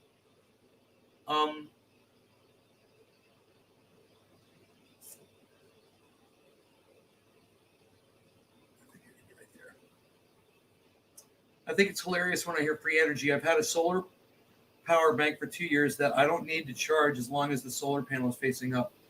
I mean, eventually solar panels need to be replaced, but that's it. It's so much. It's unbelievable. And my batteries in my garage, those will need to be replaced at some point too. They'll only last so long. But when the point is when the grid goes down, I have energy. That's the freaking point. Hey, Randy, what's up, buddy? So, the Elon is turning around right now. It's smacking some fucking green. For some reason, it seems to be almost leading. But what I want you guys to look at is the 24-hour spike up. Okay, and that is here. See the spike upwards, right?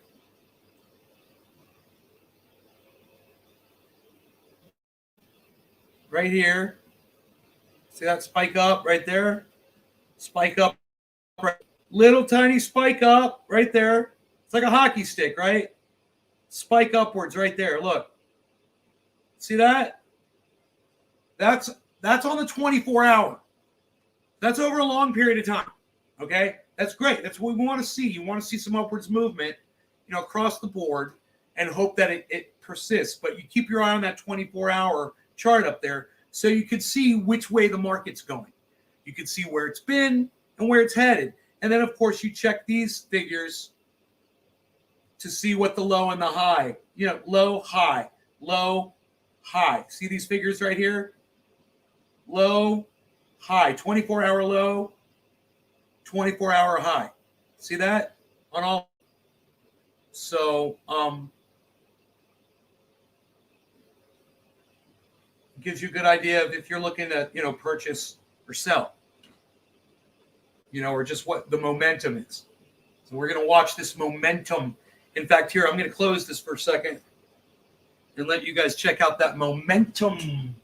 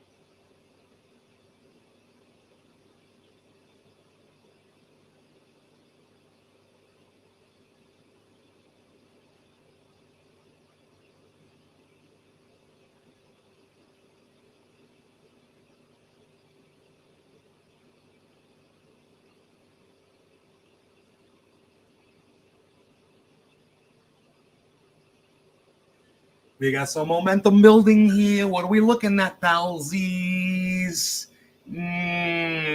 Pro tip, you can charge solar power banks in your grow room, therefore taking back the energy you're using for your lights.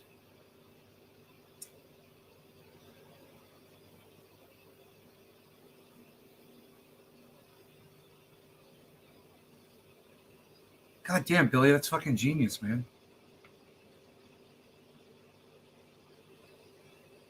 You guys see what's going on right now with the market?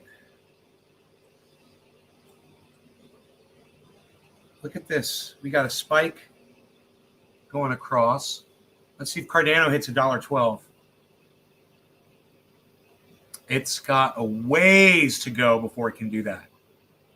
Cardano's really got a pump. It just goes 10th increment at a time, right? Dude, I'm all out of coffee. I've already had 3 cups. I think I've had enough coffee for the whole freaking day. 3 cups today. It's a lot of sugar, a lot of creamer. That's the way I look at it. 2 tablespoons each time, man. Or I could just have black coffee if I'm jonesing, and I don't want the sugar. I could put some milk and sweet and low,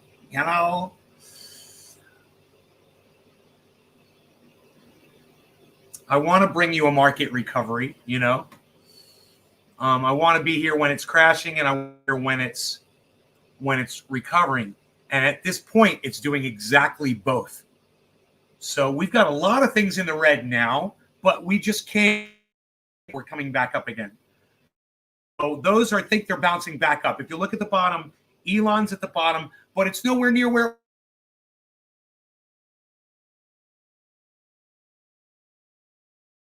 Seven or 8, it's about to go back. Link, BET, Uni, LTC, Theta, Overland, VRA, UFO, and Elon. Those are the only ones in the red right now. And I think they're all about to go back up into the green as we look at Bitcoin showing this. Oh, and Cardano is climbing on the 24-hour nicely too. So there's a really nice incline right here. Look at this, spike upwards. See that? Look at that. Cardano, Sandbox, Matic, Ethereum, trying to dig out slowly but surely. Ethereum needs to get up to 2,500. It'll be really interesting to see what we're going to end up getting over there with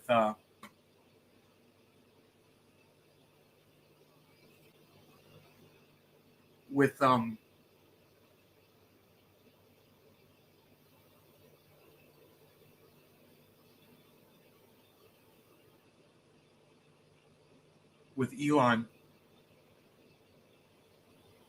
Because Elon had seemed to be following the market almost perfectly.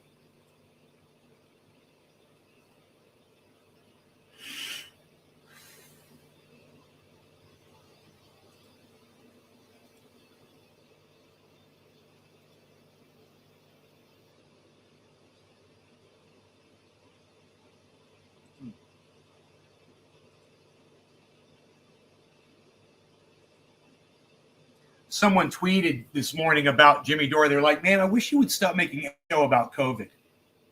I was like, right? That doesn't have to be the fucking hill of mud you stand upon, Jimmy. I'm sure I'm standing on a muddy hill as well, but man, take living actually too. We have age restricted your content. Green crypto recovery. Is that this show right now? They've already age restricted me?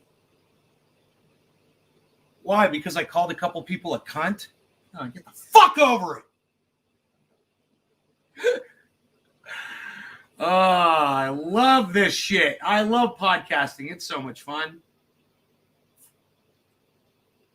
I found my calling. What can I say? I'm a podcaster. You've age restricted your content. Well, suck my dick. How about that?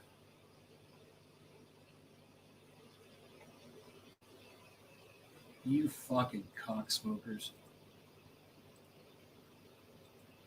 How about you help strengthen my fucking dick down your throat, fucking YouTube? Fuck you.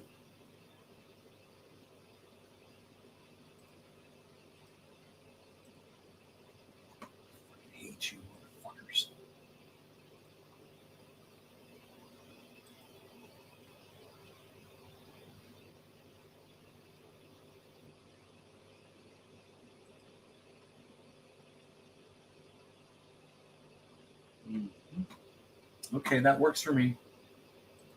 No, fuck off. Oh, hello, everyone. Oh, what are we looking at? A little bit of a crypto recovery here. Yes, yes, indeed. Okay, we've lost everyone in the chat, I see, which is fine. Nobody is chatting any longer.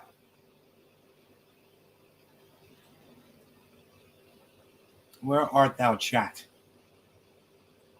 Why is the chat invisible here? I don't understand. Maybe I have to redo it, man.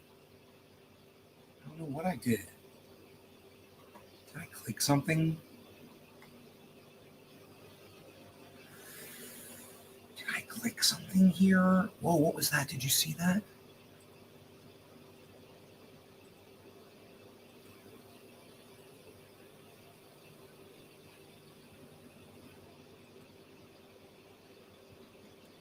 Reset? Refresh? Nothing. There's nothing there. Okay, I might have to redo this chat. I don't know, man. There's nothing coming up there. Let's redo the chat. I don't like this one. I'll just have to redo it. It's weird. I don't know why it's not working.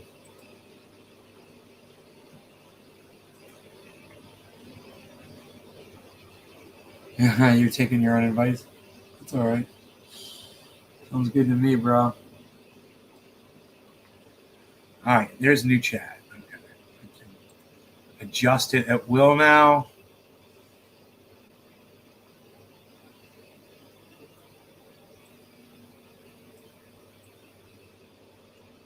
Oh, there it is. I got this.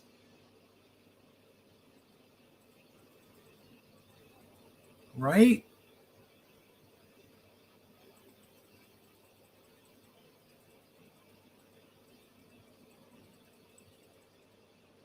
That's good. That chat looks good. Yeah, look at that chat, man.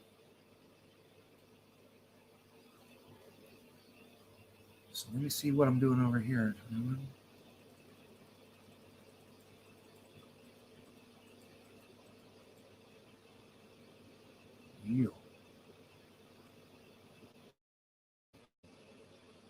You like that. Nice and bright chat. That's good.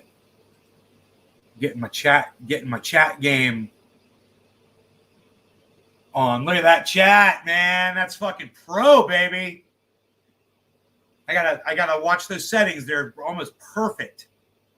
You can still see the color, and it's invisible, and it's floating over the top of the goddamn. Oh, I love it.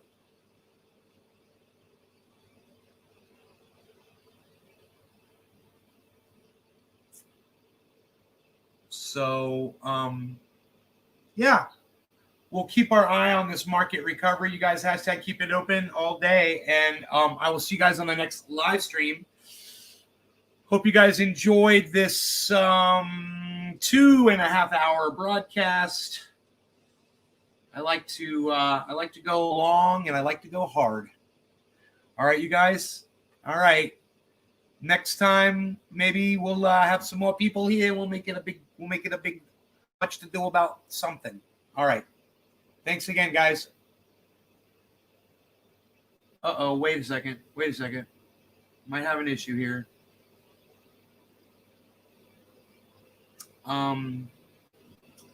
What am I looking at? My dashboard. Give me a second before I shut this down. I gotta look at something. One of the other channels looks like another channel's gone down. Oh, god damn it. What have you done with my dashboard? Here it is. Right?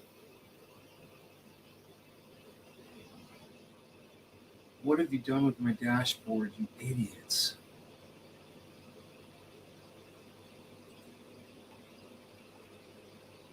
Huh?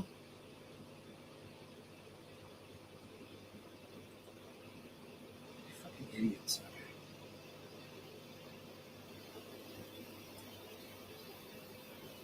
Okay, this is showing all of my YouTube channels are up. That's great. One of my Facebooks is down. Okay, everything looks fine. Everything looks fine. Everything looks normal. Oh, everything is fine. Everything is going to be fine. I'm just going to go out and use the restroom for a moment. I'll be right back. I too shall use the restroom and be right back. Yeah, hashtag keep it open, you guys. Love y'all. Take care. Bye.